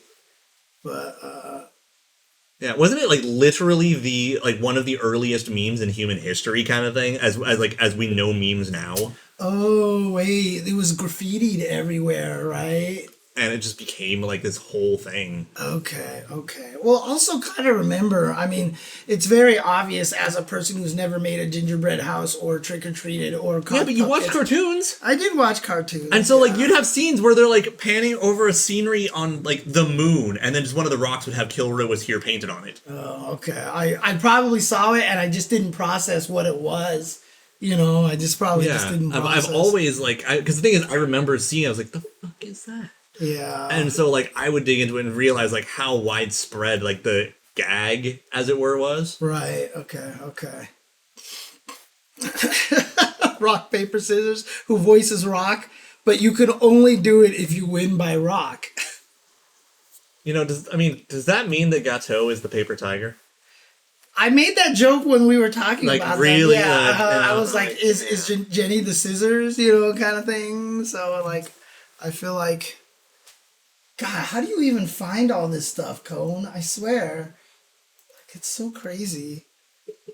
I don't even remember this at all, dude. It's crazy. Yep. Jesus. So, yeah, anyways, I really, really want to play Jenet. And I definitely want to mess with Gato just to see what they let him keep and what they finally took away from him. Because I'm still dealing with, like, KOF11 flashbacks. I already definitely did, like, that, like, no fear, Gato. One fear. You know, like, I've even made that meme already. The thing is, like, I'm already having so much trouble trying to pick my team. I kind of don't want to mess with them too much because I don't want to find another character that I like. So we're going to save the story time for next week when we can get Kitty back on the stream, Dr. Arby. So, yeah, I mean, it sounds like Gato. Because he is what S tier is supposed to be. Honest to God S tier, and in fact, more to a point, because there were actual, like, multiple true S tiers in that game, he actually really is kind of an S+. Right. Because he is clearly better than Kula. Right. But Kula is still, like, an obvious S tier. Like, because... It was Gato and then Kula Oswald, right? So GKO was the, like, year one GKO. dumb team. Okay, but GKO is the new is VTR is the GKO. Yeah, except as 11 developed, even Oswald isn't the third best character in the game anymore, and he's actually like he's still top 5, but you don't even play him in GKO anymore because you either give Oswald more optimal setups or you have a better, well-rounded team where you play Gato, Kula, and someone else who's dumb. Okay. Actually, that's right. It's VRT, right? VRT, because it's Vanessa Ralph Terry. Except the order really doesn't even matter anymore. Are people playing him and all? Well, because Terry at the end is just like... He's pretty dumb, but I've still seen a variation with Vanessa still on Anchor. And I've seen Ralph on Point. I've seen Ralph on Anchor. I've seen, like, I think every actual combination of that. Because Terry on Anchor is just great, because if you have full 5 bars, that's 10 unreactable overheads that are unpunishable. Yeah, could be worse. But no, I've seen so many matchups where the person just made the comeback with, like, 4 EX overheads with Terry, dude. It's ridiculous. So Slick Tricks, I agree mostly that, like, you know, most of the time, S shouldn't even be on your tier list. Yes, so most again, of the time. Maybe right now Luke might be kind of edging on S, but honestly, Street Fighter V should not have an S tier. Yeah. For example. I mean, you know, if you really want to be that way, like, sure, Ralph and Vanessa could maybe be S's in KOF 15 right now, but it's also month 1. Yeah. Gato is 100% S or maybe higher. S tier, Akuma in ST is not S tier. He's banned. Like, that is S+++. Yeah, he was like the first S tier, and they're like, no, this isn't even strong enough. He has to go. Yeah, like, he literally has a 10-0 matchup against, like, half the cast. Like, that's how bad he is. And just to be clear, he doesn't even have a super in that game. Yeah, I mean, half the cast he kills just by jumping back and throwing air fireball. Yeah, because what are you going to do? Yeah, nobody was designed to get past it. So again, converse, Old Sagat's not even the best character in the game. Dhalsim and Vega, yes, they are S tier. Clearly they are S tier. Those are the S tier characters, yeah. Osagat is not the best character in the game. Dalsum and Vega. Yeah, so that means like Osagat's probably like A plus. He's probably A plus. Yeah. At this point in time, it's Balrog, Chun, and Old Sagat are the ones that are fighting in that little. Those are the top 5. And depending on who you talk to, like Lord Jimmy Bones, who insists Chun-Li is way better than Boxer, because Jimmy Bones is a Boxer player. And Chun-Li beats Boxer. Oh, there you go. Love you, Lord Jimmy Bones. But Chun-Li is pretty dumb in that game. Chun's super dumb. Yeah, if I can do okay with her and I suck shit at ST, yeah. She's kind of dumb. Vanilla Force Sagat was only perceived as S tier at the time because he was perceived as the best character at the time. Yeah. First off, I don't think he's ever really been S tier. And secondly, he's not even the best character in the game anymore. Yeah, Vanilla Street Fighter 4. Vanilla Street Fighter 4 had Super never come out. By the end, Cammy, Seth, and Gen had the potential to be like some of the most broken and wasn't characters. Fei Long like right in there too? Fei Long, well, he had an infinite. Well, they patched out the infinite. So, yeah, no, literally, if Akuma jumps back and throws an air fireball, Zangief can't win. Like, there is zero, because remember, there's no such thing as projectile invulnerable moves. You were only projectile invulnerable because you had no hurt box in the middle of your body. But if he's angling down, and the only character in the game that has a projectile that angles down, there's nothing you can do. So if really round 1 fight, jump back, air fireball, air fireball until Zangief dies and the timer runs out. That's basically it. But again, he was revealed so late in the game, and in fact, it's a really funny story about that whole entire thing. But he was revealed so late after the game came out, even to the point where all of his sound effects are repeat sound effects from everybody else, so you can't find him in sound test.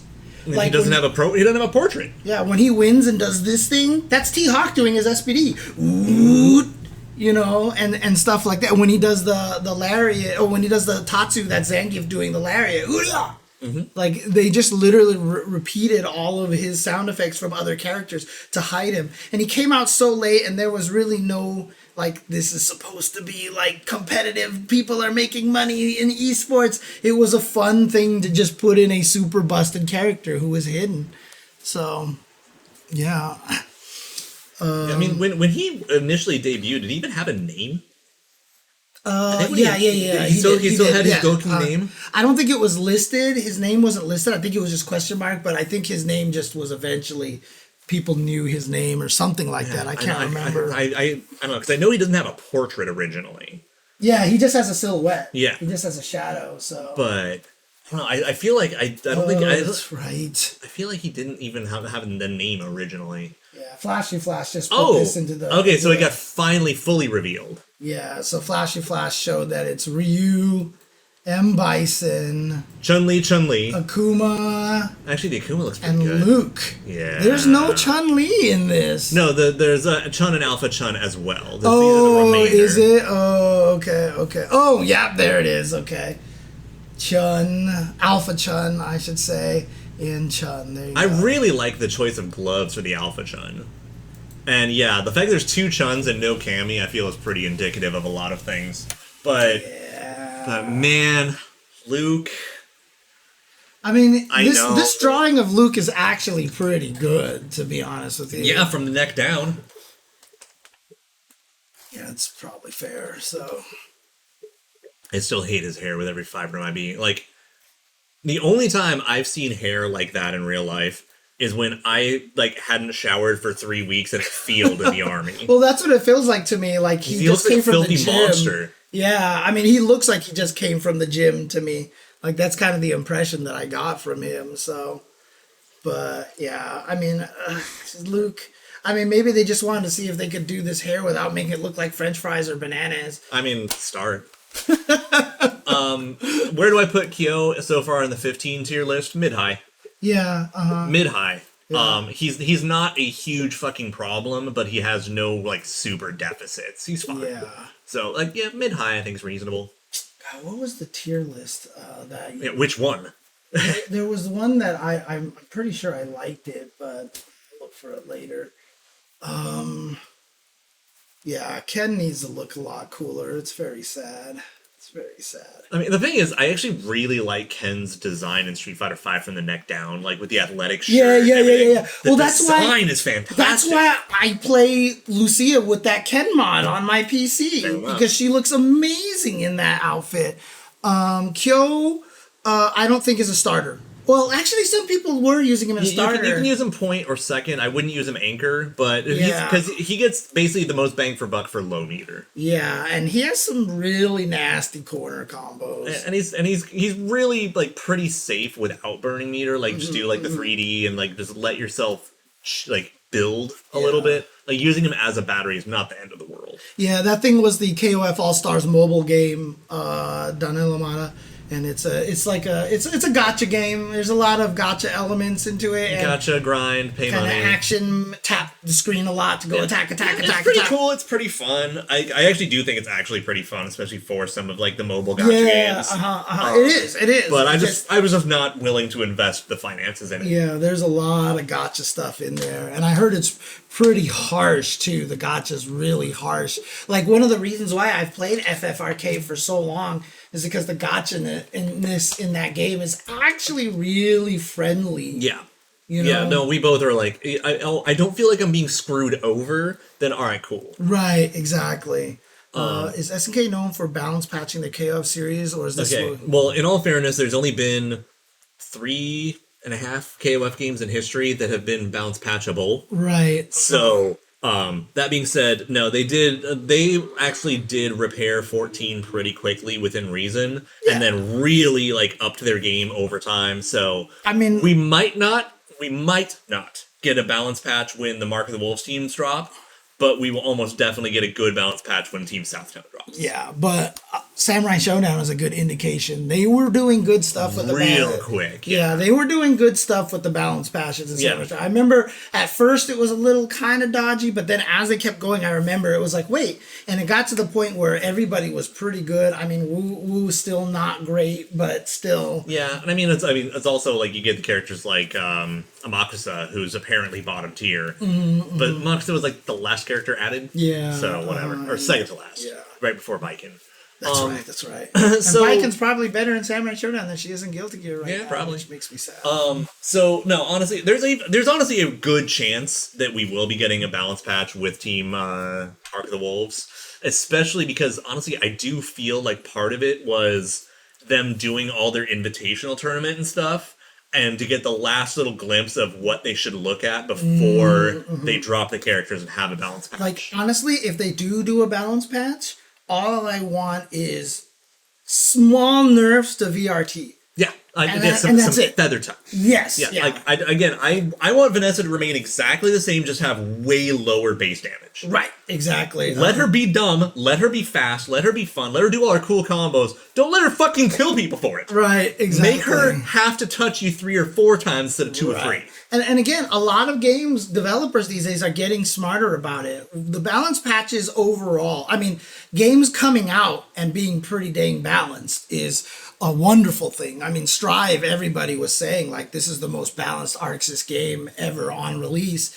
And King of Fighters 15, some people were saying this is the most balanced fighting game ever on release. Yeah, in the version 1.0, yeah. Yeah, exactly. So I feel like devs are doing a good job not only with the release, but then the balance patches, because also the Strive balance patches have all been pretty reasonable. Like, more or less. I like the way that people talk about it. I thought Garuda would be nerfed by now already, but like all Potemkin players know he needs it. Yeah. And most people are aware now that Potemkin is dropping in tiers because grappler syndrome, right? So yeah, and I mean, why did you buff Ramathal? As a Ramathal player, why did you buff Ramathal? Yeah. But I would expect that they're not going to kneecap Ralph. Yeah, no, I mean, honestly, especially like if they're really going to focus on saying nerf Ralph, they're probably going to nerf him a little bit over 2 or 3 patches rather than hit him with the fucking bus right now. Right. I mean, honestly, it feels like if you slow down his heavy kick, maybe that's like his heavy kick, his DP, and a little bit of his damage. Okay, so heavy kick and DP need probably a little more recovery. Well, the And DP then- is going to be a tough one because it takes away some of his combos, but he shouldn't be able to combo after his DP anyway, right? Yeah, like the EX one maybe. But, Right, yeah, but yeah, not a yeah. meterless one. And then you nerf a bit of his damage on like his like turnaround punch stuff because that boy is getting like heavy kick poke, quick max, 50%. Right. He doesn't need that. Especially again for a character that has a fucking reversal and then one of the best pokes in the game free. Yeah, Terry also, needs to have just a damage nerf. I think Yeah. a feather touch damage nerf. It's and I think not, that's work. and it's not cut and dry. You never say like nerf the tops and buff the bottoms. Is you have to do both. Right. You have to. You want to bring everyone in line with A tier-ish. Right. So Converse, the best way to look at it is that balancing. I mean, you talk about the Seth Killian philosophy. You nerf, reuse, crouching medium kick, and Ibuki becomes the strongest character in the game. Right. If you have a situation where clearly 3 characters are the strongest, buffing everybody else can just completely destroy the ecosystem of your game. Whereas if you nerf these 3 characters, the rest of the ecosystem stays largely the same. Yeah. Now that being said, if you nerf those 3 characters, there are 2 or 3 characters that need to go as well. Because they are going to take that spot if they don't have those characters in the way. Third Strike has that syndrome right now, where every character that you nerf just presents another problem depending on how badly you nerf them. So yeah, I mean, we joke about Teppen a lot of the time. Is that the moment like red stops being good, well, now green is unstoppable, and vice versa. Shit like that. Because the thing is right now, we've got VRT obviously, but then we've also got Dolores and Joe. Okay, here's the funny thing. Like, I like their system of infinite prevention, which is the certain moves can only juggle a certain amount of times. I don't understand why they're just so kind to some other people. Why is Ash's Fireball like infinite juggle?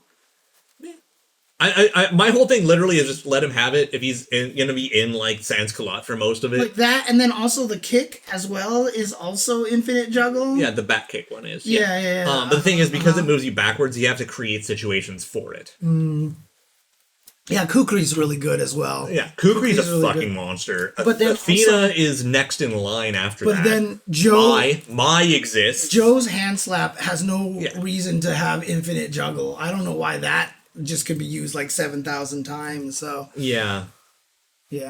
I mean, again, I'm not complaining about Ash. Don't get me wrong. I think he's fine. I'm just wondering. It's just wild when some characters can just do one thing indefinitely if they get themselves in a position to, and some character like Robert's light DP has infinite juggle. But it's okay, because what situation is he going to have now that he's been nerfed? Really? Then he can do that. That's fine. Right. But Joe's like, nope, I'm doing 3 of them. And then I'm doing 3 of them again. And then Ash is like, oh, I've got you right here. Here's 100 Sonic Booms. Yeah. And meterlessly. Maya, she sets up that crazy combo setup. She can do the flip into the up super. But let her have it. I found out the second flip is really hard to time. Like, you can't do it at first timing because then the enemy is too high and it misses.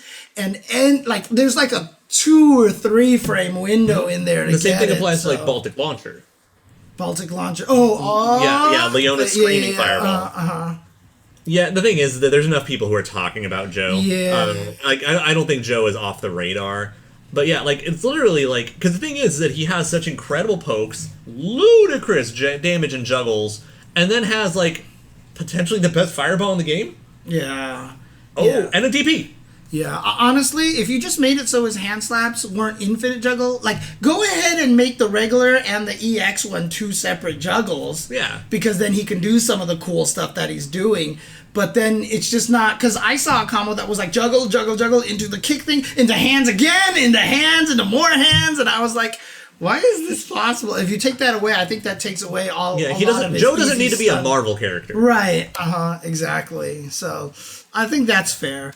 What about so Athena's actually super good right now? She's quite fucking good. Okay. Her and Mai are kind of struggling for the same spot in like the just outside of top 5. Now, is it thing. Both that they kind of have really strong projectile games? Good projectile game, good speed, good mobility. Okay. And then Athena has the command grab, and she has her butt bounce, which actually lets her avoid certain tricks. Like, did you see the one where she bounced out of a Shatter Strike anti-air? That was so good. I saw that. I was like, yeah. That was so good. Okay, so I think that Whip being considered really bad is people are worrying about it too much. I don't think she's as bad as people make her out to be. Yeah, well, the thing is, if you're a top KOF player, you play a lot of characters very KOF-y, and Whip can't play KOF-y, right? Yeah, Whip does not play KOF like a KOF character. Right. If you play her more like you just play like Street Fighter Dhalsim, where you just want to keep your space and zone and don't be there, and try not to do the mistakes that have like a lot of recovery, she's actually pretty good. Like, I think she's actually a really decent point character. I think she's undervalued heavily. I'm not saying she's great, but I think she's actually okay. Like, she's another one of those, like, 1 or 2 buffs short of greatness. She's not bad by any means. It's just you can't play KOF with her. Right. You can't. Yeah. I mean, it's kind of one of the things I like about Isla, so... Perfect timing. Oh, yeah. I mean, she's still high on my list of characters to keep playing. Isla is, so I really, really kind of still like her. I think she's fun. So. Oh, yeah. And, okay, so Thwack just made the greatest statement that we have talked about many a time. You can't let grapplers or zoners be too good because it makes people quit. Yeah. It's not a Whip thing because if she's good, she's toxic. It's zoners. Yeah, no, absolutely. Are just that way. Like, if you make a zoner too good... Look how much everybody hates... Like, the zoner grappler hate is so rampant, and it's not even a meme. Like, people legit generally hate these characters. Did you play Injustice on launch with Deathstroke? Launch Deathstroke was unfun. And it was so fun watching Eris kill everybody at the Rumback or Wednesday Night Fights with him, dude. Oh my god. Yeah, and so like I was in the army at the time, and my buddy picked it up. He's like, "You like fighting games?" I was like, "Yeah," and then I was like, okay, well, I'm going to pick this guy with guns. Let's see what happens. Okay, he's a zoner. Okay. Oh, he's really, really good. Yeah. And my buddy's like, all right, let's play. And I was like, this character's too good. Like, you never got to play. Right. And then Lobo came out. I was like, sweet, I'm going to play Lobo. Oh, great, he's unplayable. Right, and then he was fun. Bad. By the way, I think I've asked it before, Thwack. Is that like a joke on T-Hawk? Because that's all I ever see when I see it. I always think of it as the onomatopoeia. Like, right, yeah, I think of it that way, but at the same time, I also see T-Hawk all the time. So, okay, Ramon is tricky. I don't know what he needs. I know what I want him to have, but I don't know what he needs. Right, I mean, right now, I think it would be too dangerous to buff bad characters, even this early in the patch, because... there might be some stuff we'll find for some of the characters that turns out to make them Ramon's shit. Really good. Ramon's shit. Okay. But still, what do you buff, right? I mean, okay, what I really want is to just let him have one frame feint back. The down to back heavy punch where he's like, and then does nothing. I want him to be able to do stuff like crouching heavy punch, feint, crouching heavy punch. Just let that combo again. Did he use the combo before?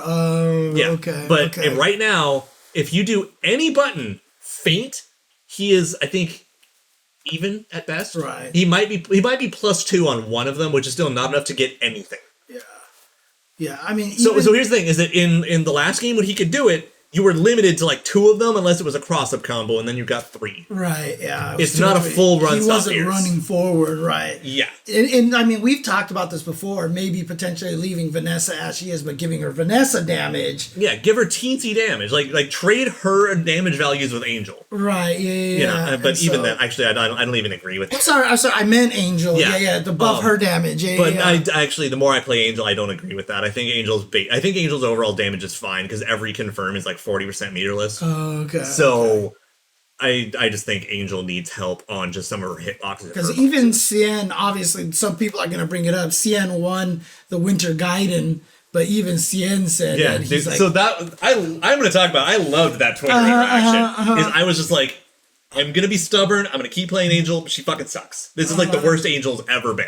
And someone came in and was like, dude, Xian just won a tournament with her. You know, he's been doing really well. And then Xian comes in and goes, no, she kind of sucks. So it's like...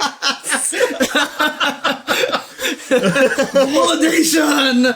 Yeah, exactly. Her neutral is so fucking hard. Yeah. Because, like, all of her, like, hitboxes and hurt boxes are, like her jumping normals have Street Fighter V hurt boxes where she, like, jumps over you and presses a button and gets anti-aired from the front. Yeah. Like, she just gets stuffed on so much shit. Even, like, her fast jumping normals lose to a lot of mid-speed jumping normals from other characters. She doesn't have, like, strong anti-air options. Her mobility is suspect. Half of her mix-ups aren't real. And I'm literally going to make a video about it soon, just talking about, here is why she fucking sucks. I love her to death, but here is why she's struggling. Right. On the other hand, I've also been really enjoying spending the past week just finding, like, her 9 billion fucking safe jump setups. Which all, I mean, were they all just hold up forward that you Yeah, they're all automatic. Jesus. Every one of those is automatic. That's why I said, like, the only one's hard is the back forward kick, up kick, forward punch. Because if you have to time the juggle to make sure the forward punch hits. Right. And then you just hold up forward. But see, all of them are hold up forward. But see, that might actually mean that she's pretty strong. Like, she's always been, and this is way more than usual, of she sucks at neutral, but she touches you, the vortex starts. Exactly. That's her whole point. So maybe they actually designed her with that in mind. So in other words, there's hope for her. Neutral is so bad. There's hope for her, but obviously maybe a little help. So yeah, I haven't seen Shanghai play Iori at all. How are you missing with the down to forward C? Which characters do you think has the worst matchups? Too early to tell. Too early. 39 characters. There's no way to say. I do think there are a couple of characters that really struggle against Dinosaur. Because Dinosaur having range and armor, and then his 50% fucking 1 bar that re-corners you. You know. Yeah, I was watching Koji KOG play Dinosaur. I was like, okay. Like I said, he's the one that I haven't tried yet, which is funny because I really want to try him. So if I try him out, I might just end up really liking him. And just the one thing I will say, though, is that Clark, finding out how much armor he has on a bunch of his stuff makes him harder to test in training mode. You feel him out, and you're like, oh, that's dumb, okay. Yeah, Iori it's not that he's not good anymore. It's just that I think it's one of those things like Zero and Akuma. Like, everyone expects him to be one of the best characters, and he's just not. He's like he's passable, you know? Yeah, he's okay. Yeah, but I feel like Iori's been good in like every game, right? So it just feels like... there's a running gag that 98 Iori is a comeback mechanic in and of himself. Right. I think it was like when, you know... when the worst Pixar movie is like Bug's Life, like, you know, you're like, but Bug's Life is a good movie. It's just, you're so used to everything being amazing. I mean, it's kind of like the way I joke about the Marvel movies, is that like Iron Man 2 is the worst Marvel movie. And that's my opinion. Right. And honestly, it's not even that bad. It's just clearly the worst or among the worst Marvel movies. Exactly. So I think that's just the thing, is that Iori is not terrible. He's just not, people are used to. So Iron Man 3, I will argue, like, yes, I get why everybody hates it. Iron Man 3 has redeeming qualities. Iron Man 2 does not. I guess I get why everyone hates it, but the subtext story that they didn't emphasize enough of the PTSD that he has from seeing the alien armada and throwing the missile into space should have been upplayed a little bit more, but that's what that whole movie was about, was that PTSD, which is why explains why he ends up doing the Ultron program and all that stuff like that. That's why I like it, but it wasn't executed it's well. One of the things, like, in hindsight, Iron Man 3 would have made a great Disney Plus series. Yeah. Instead of that movie. Exactly. I actually can defend a Thor 2. Yeah.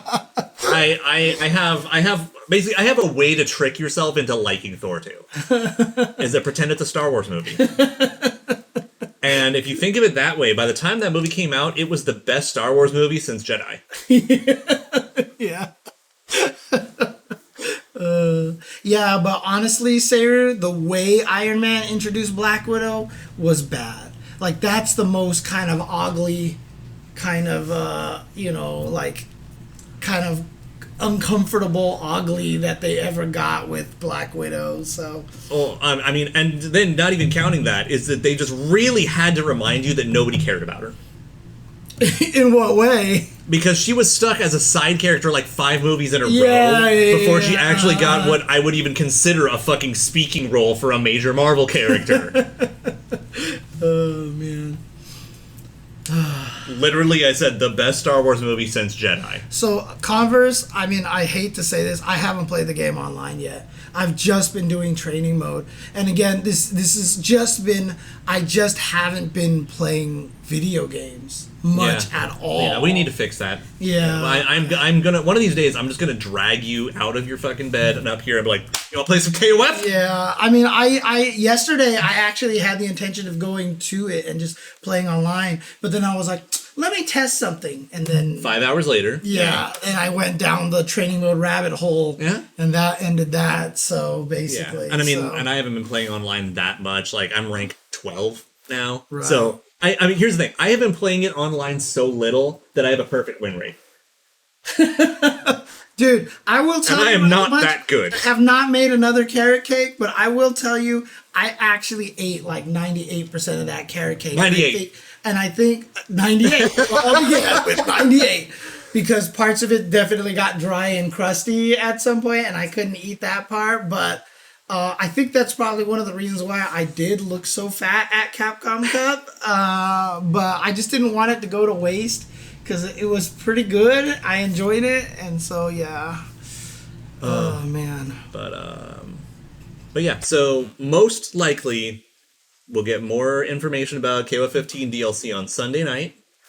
Hopefully they'll be released next week. Yeah.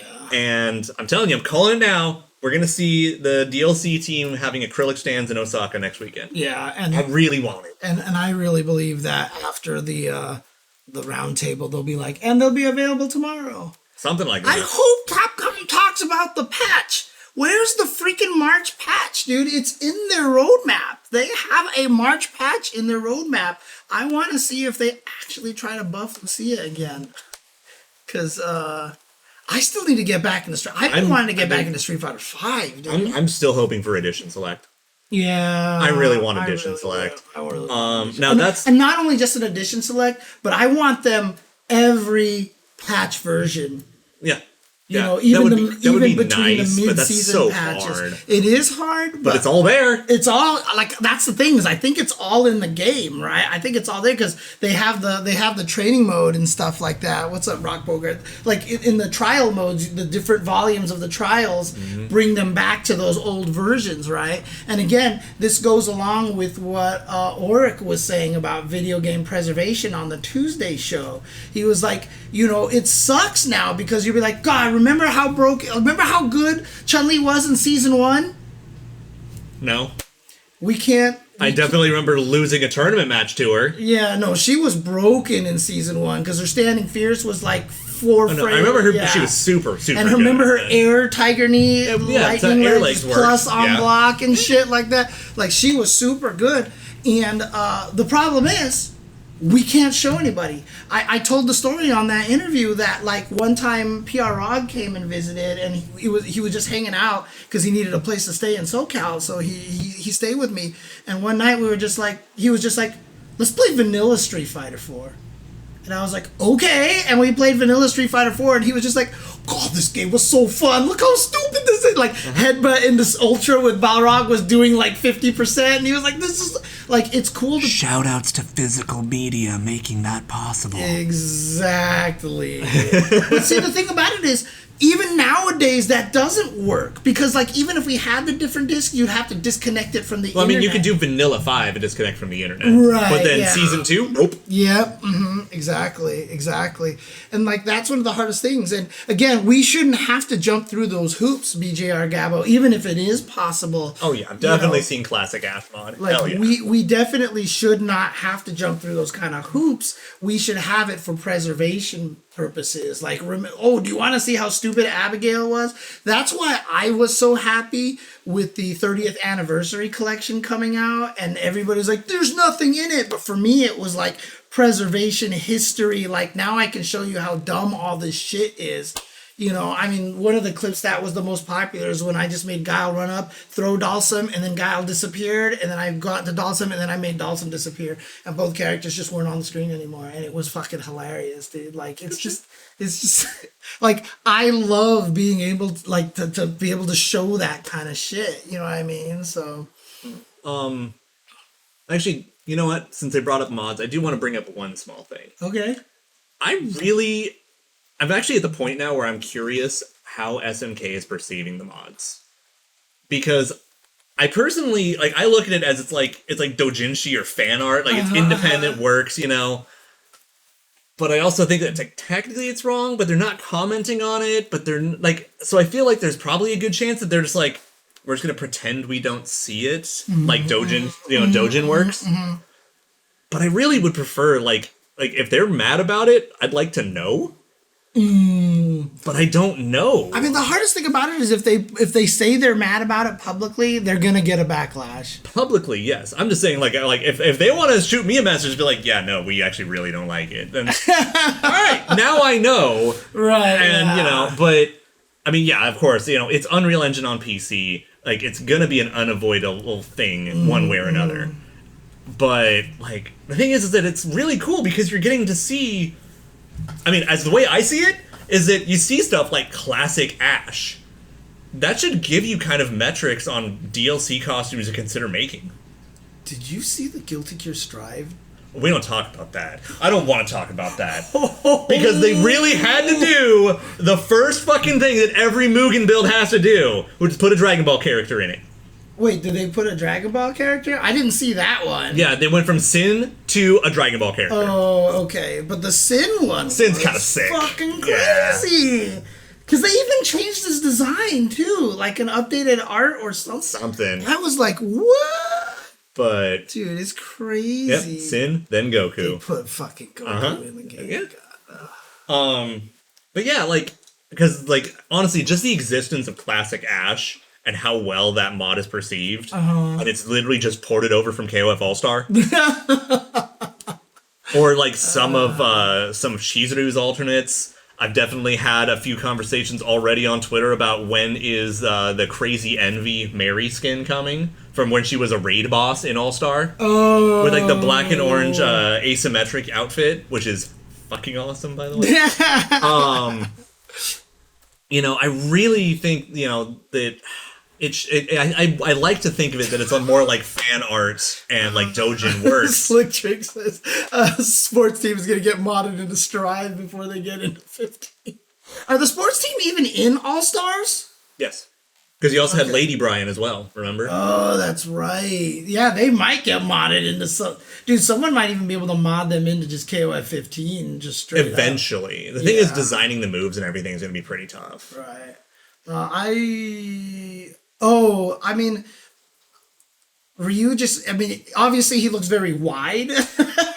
He looks very wide in Street Fighter 6, but I need to see the context of all the other characters. I mean, to be able basically to make a none of it matters until we get full-blown gameplay. Right, like if it actually turns out that all the characters are a little more caricatured, you know what I mean? Like if Zangief comes out and he's just like this giant like Lego, like he's a Minecraft character, like I'm okay. You know what I mean? Like I really need to see more. Oh, no, I've definitely played with some of the Marvel 3 mods. Yeah. I definitely enjoyed Tabs' like humorous Red She-Hulk with like all the fucking soul bad guy moves and shit. Oh man. But yeah, I mean, like, I understand that they can't, like, make an official statement because then it's going to cause, like, a whole fucking stir and controversy. Right. But it's like, I also kind of want to know if they're like, man, no, fuck those guys, or if they're like, it's fair enough, you know, as long as you're not making money, you know. Because it's like Cone said in the chat, you can't stop these people. You never get, like, as soon as you make a game on Unreal, a fighting game on Unreal, you're done. I mean, the fact that they modded Thomas the Tank Engine into Resident Evil 2. It was so good. Like I saw. Or was it 3? Oh, no, it was 2 because it was for Mr. X, not Nemesis. Yeah. And I saw that footage and I was like, I was laughing. Okay, so real quick, I have no idea. I don't know if you're gonna run into us in bracket because I'm going to be trying for commentary first. Yeah. And I know James is going to be going for commentary Yeah, first. I don't play at tournaments like that anymore. I just don't, because every time I lose, I get really salty, and I can't do commentary because I'm just too mad. That's actually an even better reason. I actually don't enter at tournaments that I commentate, but I usually don't go to tournaments unless I'm commentating these days, which means I basically never enter anything anymore these days. Plus, because the thing is, I'm too competitive, and I don't play enough to really play to the level that I feel like I should be able to, so I'm always going to get really salty. Yeah, that's definitely something I've been running into lately, is that, like, I don't have the hunger to be great. I don't anymore. But I'm still competitive enough that I want to not suck. Yeah. And so, like, getting beat up is just so discouraging. Like, and now think about that, but you still have the desire to be great. That's me. Like, I still want to be good at fighting games. And one of the reasons why I barely stream myself playing fighting games, because I hate sucking. Yeah. Like, I just hate my whole sucking. thing is, like, if I do enter KOF, my goal is just to make it out of pools. Because also, I'm a white North American. Getting out of pools in KOF is huge. Yeah. If you make it out of pools, you might be the only. Yeah. I almost made it out of pools in 14. I was ecstatic. Oh, man, that's hilarious, dude. Any of this. Yeah, I mean, I just need to take the game online, and, you know, that was the thing. I was like, you know what, I don't need to stream it. I'm just going to jump online and just see how I do or whatever like that, but I just, oh, God, it's just, like I said, honestly, one of the hardest parts is I just hate ranked. Yeah. And honestly, like, even Teppen's gotten better for me, just because you can mark yourself as stranger. Yeah. Like, I almost kind of wish there was a way to do that in fighting games, that you could just mark yourself as stranger. I think maybe you can in the Steam version, where you have to actually create your online username and you can just have a display name. I think you can. I mean, my username is on PC is not associated with me already, so only those in the know will know it's enough. me. Yeah. But also, just for the record, anything having to do anything at all with unused assets or not for currently revealed assets in KO15 actually turns into leaking, and we're not going to be talking about anything of the sort. Yeah, exactly. At all whatsoever. Exactly. I mean, you know what? I should create an online account that nobody will tell it's me if I call it Where's Kenso. That's where nobody will have any idea. Yeah, I don't think anybody could predict it's just me. Yeah, so. no.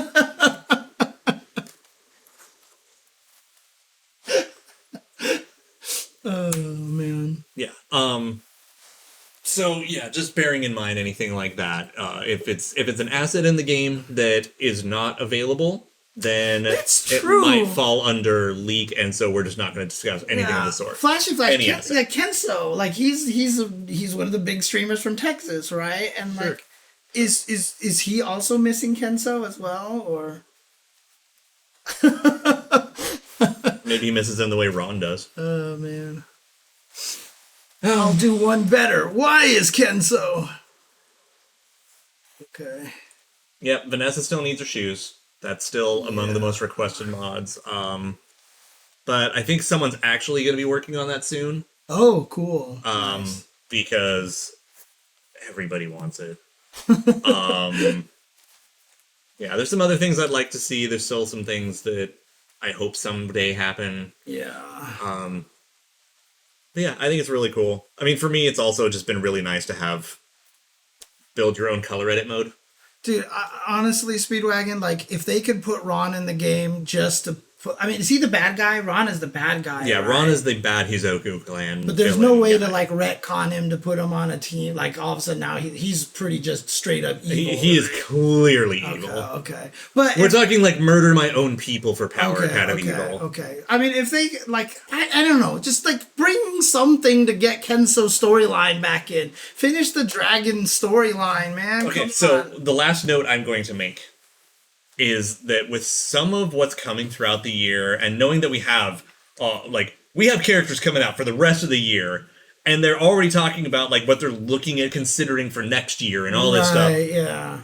I really am looking forward to the possibility of a story expansion for this game. Yeah, and make it about the stupid dragon story. Or let it happen. Right. Yeah, because again, like you want a good way to bring back some of the Ash characters too. Like bring Chen and Dualon because they're involved. Yeah. Let Ron be a side big bad for like season 2 or something, and just fucking go in. Kenso's story right now is the younger sister from Family Matters. Who? you know what I'm referring? Yeah, I do now. Yeah, okay. It was funnier the other way though. Yeah, no, there because was nobody remembers. Yeah, no, and she literally got written out of the show. She literally just disappeared off of existence and poofed and disappeared and like literally. Dude, same case in point though. It took me years before I realized they changed like several cast members in Fresh Prince. What, the mom, you mean? Mm-hmm. No way. No, because like I literally watched it a little bit when it debuted, and then I stopped watching it entirely, and then caught back up with it like 2 or 3 years later. And I had no fucking idea the cast members were changing. Because OG Aunt Viv and new Aunt Viv are two very different. Very different. Yeah. I really just realized how that probably came out. And it was not the intention. But no, like I literally I watched a few episodes and then I started watching it again at like season 3. Because you had detached yourself. And then I was like, yeah, this is a really good show. And then my buddy was like, yeah, I still can't believe they switched to the mom or Aunt Viv in like season 2. I was like, wait, what?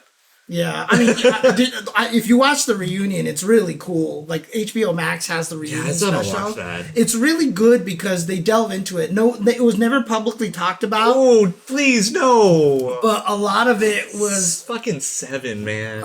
I never watched Married with Okay, Children, so the last season of Married with Children, straight jumped the shark and added new family members for no fucking reason. Really? It was bad. Oh, it's one of those situations.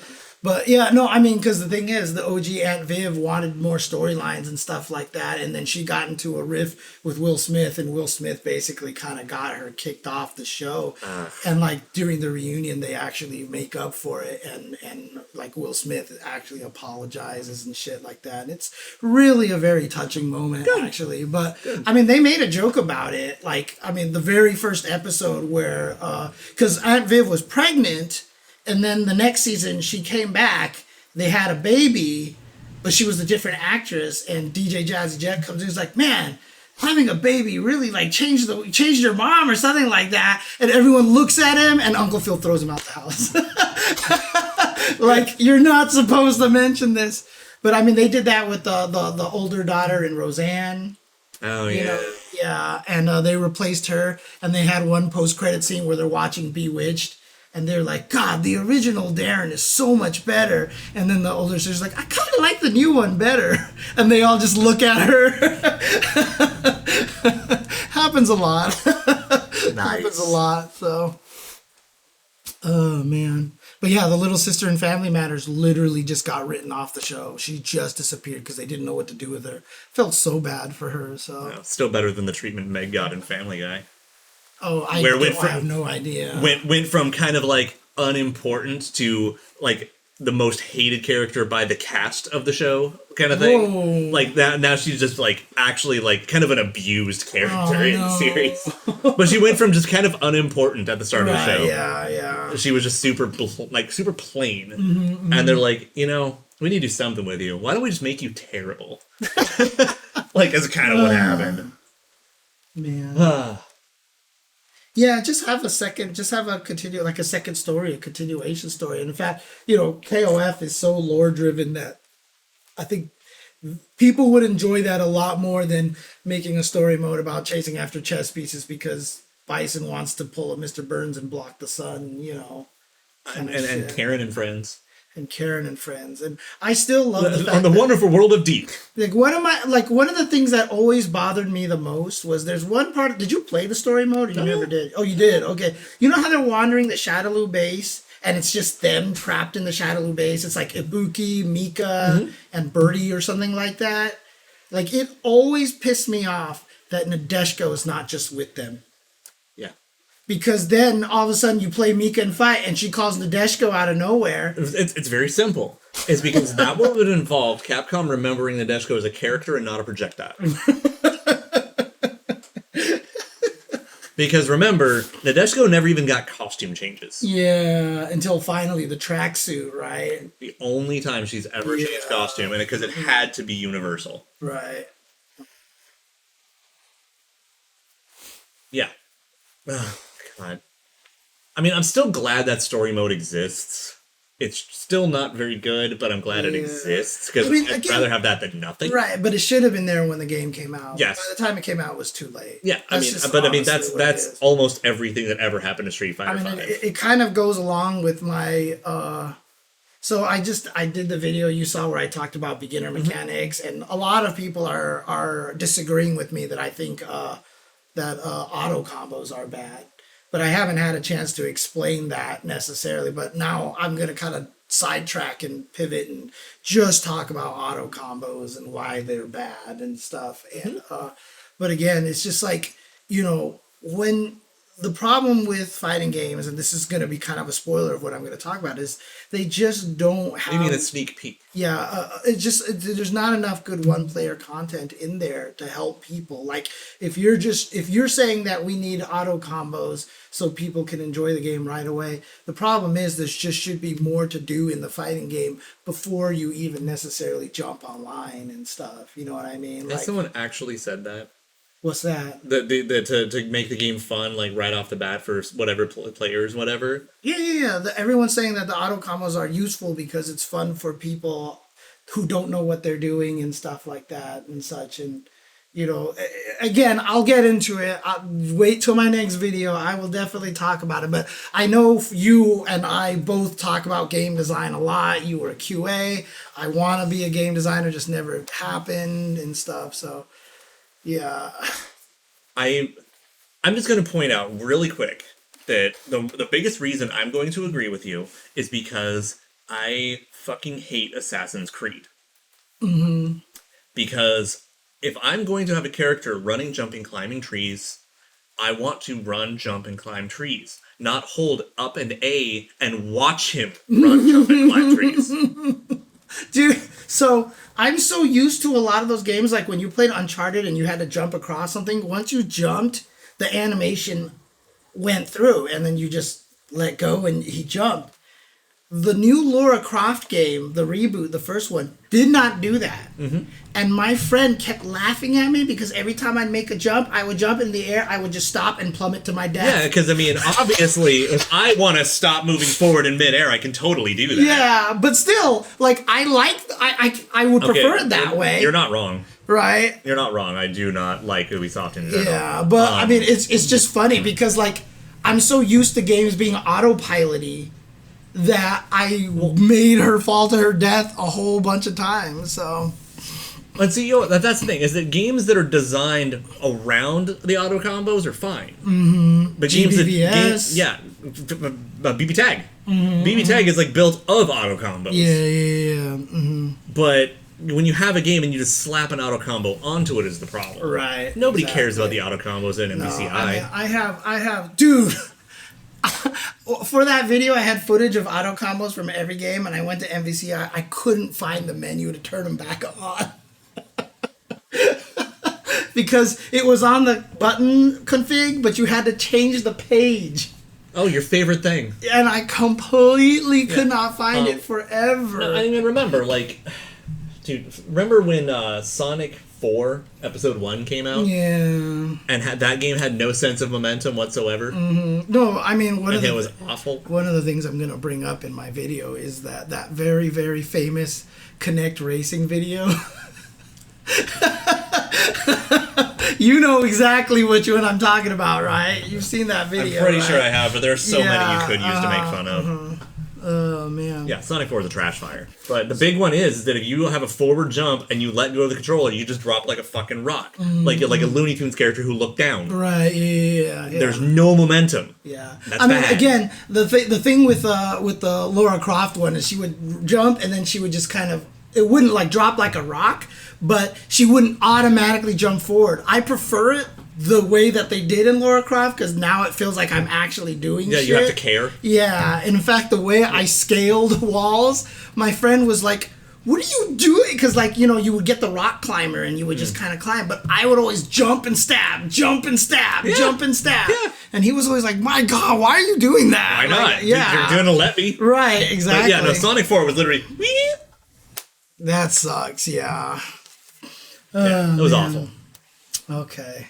But, you know what? At least, you know, fucking Sonic Generations was okay. And then Sonic Mania was incredible. Yeah. So. I mean, the worst part about it is, and I know this is going to sound really bad and everything like that, but Sonic and the Seven Rings on the Wii I remember that being a game that existed. Was such a missed opportunity. Like, I really felt like Sonic had potential to be an interesting racing type game, because I feel like one of the hard things about a lot of Sonic games is that you just can't see very wide, and so you can't it's harder to react to things coming onto the screen the first time. So a first person view one would work, but my God, Seven Rings was so poorly made. It was really badly made, and I swear to God, like, if they had given me the reins on that game would have been a fucking #1 hit seller, dude. I'm a Forces apologist. I actually like Forces and will defend it despite its flaws. Sonic Forces? Yeah. I think Sonic Forces gets shit on a little too much. Dude, the new Lara Croft game, like, my favorite thing was the bad guys talking in dialogue. They're like, she's just one girl. How was she killing all of us? Because it just made no sense. I mean, that was the thing about when you play the Uncharted games. Holy crap, Nathan Drake kills so many human beings. Sonic Wolf was Sonic Unleashed. Yeah, but Nathan Drake kills so many humans. Like, he is like super mass murderer in that game, and it's kind of funny. Come on, Jasmine, stop that. Yeah. I mean, I don't mind that she sniffs his butt, but what I hate is that when he tries to do it to her, she just gets super pissed off. Yeah, see, she's like mad about it right now. So anyway, okay. I think it's about that time. Yeah, it's about that time. So, God willing, I'll be playing Jenet next week. Fingers crossed. And what may end up happening is instead of doing a normal show, we might just end up playing the characters. Yeah, just to experiment with them and stuff. Depends on when the release is and everything. I'm definitely planning on streaming as much as I can the moment they launch, because I really just want to fucking play those characters. Yeah, oh my God, what's in my veins? And I really do. Sakatashi, there's a high chance I will be restreaming the roundtable on Sunday. I know you're not going to be available. Okay, I can't promise anything. Right. I may or may not be here. Mm-hmm.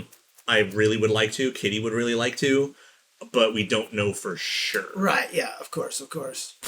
Olaf versus James first to 100. Let me play the game first again before that happens. So otherwise, I'm going to get salty at Mary again. So let me make. I mean, I have to make you hate Angel too.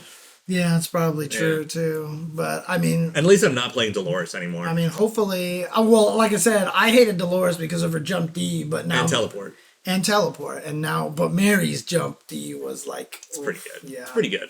But again, I think Angel might Andy might have like the best freaking jump attack, because that jump attack is fucking nuts, dude. I actually really think Andy's jump CD is super good. And not only that, but he has the jump CD. Okay, Chris jump CD is still really good, but he's not quite 98 level. Mm-hmm, yeah. Jump D and jump CD both are really good, but also I really like that new Dolores mod putting the hood on the HAL. Oh yeah. That's right. I saw that. Oh man. Yeah, I mean, SNK is not going to be able to stop the mods for sure, but, you know. Yeah, no, Jump D is just good, but it's not like ruining. But yeah. I'm trying to think if there's anything else that I needed to say or anything like that, but again, yeah, I mean, the best thing about it is everybody's really enjoying the game, and they really love the game. Yeah, like, I actually haven't seen anybody, like, basically shitting on it for no reason. Right. Like, anyone who's not playing it is people who weren't playing it to begin with. Everyone has given it a fair shake, but like, fuck, this is really good. Right. I mean, like, every game so far, like Street Fighter V got a lot of shit on, and then, you know, Strive was such a departure from original Strive, everyone's mad. KOF seems like it's been universal praise so far, and again, I just think it's because it's back to that arcade style, like fun kind of fighting game. Yeah, let bullshit be kind of bullshit. And then we're just like, oh, that's a little too much bullshit. It'll be fixed soon enough, I'm sure. I mean, I would say that the biggest quote weakness of it, but this has been true of a lot of the KOF games, is that the system is very strong. The movement is very, very universal. And there's not a doubt in my mind that some of the top KOF players would beat my motherfucking ass with just like Ramon whip blank, like going out of their way to pick the worst characters. Right. My ass. Right, exactly. Yeah, the graphics is the only thing, but those people just, whatever, they don't need... I mean, the people like that are never going to be happy. Right, and exactly. Even if it did look good, they weren't going to buy the game. They weren't going to buy the game. And in fact, a lot of times they might want to think it looks bad so they have an excuse not to buy the game. You know what I mean? Like... Hey, why aren't you playing KOF? It looks like shit, you know. And see, that is a fair argument. I would even like more single player content. Yeah. I'm not. It's at that exact range where I'm not mad, but I'm not stoked. Yes. And again, a DJ station is godlike, and I'm just gonna have the music, even though I've gotten way too attached to one or two songs anyway. I mean, that's actually one of the biggest. Better. I was going to talk about DJ Station explicitly. I have a prop for it and everything, and now I forgot. Okay. Next week, I said. I just honestly, like, I feel like one-player content is better than auto combos. Yeah, but one of them takes about 5 minutes to make. Yeah, exactly. That's the problem, so. Yeah. Again, like, I'm really hoping for, like, a total story expansion. You know, maybe even, like, sometime in the next year or two, just make a whole pack of just like building a story campaign with branching paths or something. Dude, what if Kenso came back and now he's like Dark Kenso? That would be stupid. Okay, fine. Let him be super powerful. Don't make him dark. Yeah, no, it's true. It's true. I just want to see him kick ass. Yeah, so really powerful is a good way. Yeah, just make him fucking like Jackie Chan. Like, he's gonna be a total goofball and go whoop everybody's ass. Yeah, see, that would be the right way to do it. I saw someone put up footage of that one TV show that was on CBS Lantai with Sammo Hung, and like he just beating up on everybody, and like, yeah, that's the shit that he needs. So Dork Kenso. Yeah, Dork Kenso. That'd actually be the best name. I am Shin Dork Kenso. No, I mean it should literally be like Dark Kenso, but then the stick on the 8 falls off. Yeah. Dork Kenso. And he's like, aw. Oh man. Oh yeah, no, Daniel QV, trust me, man. Oh god, if I could figure out how to mod that. Actually, I should look to see if I could figure out, like in Street Fighter V, the modding has gotten so good that if I could actually mod my own break the targets in there, like. Ooh, I don't know though. It's building like a whole like sequence. Yeah, exactly, which would be hard. So. Anyways, okay. I mean, there was already a dating sim for KOF. There are several. Yeah. So go find them. Go look them up, Sakatashi. Okay. Let's call it a day then? Yeah. What should I close on? Honestly, I feel like being silly and just wrapping up with the 98 UM title screen. It all began in 98? It all began in 94. 94. Yeah. Why, So why Cypher, because I want to. Okay. It's I think it's called Cypher 08.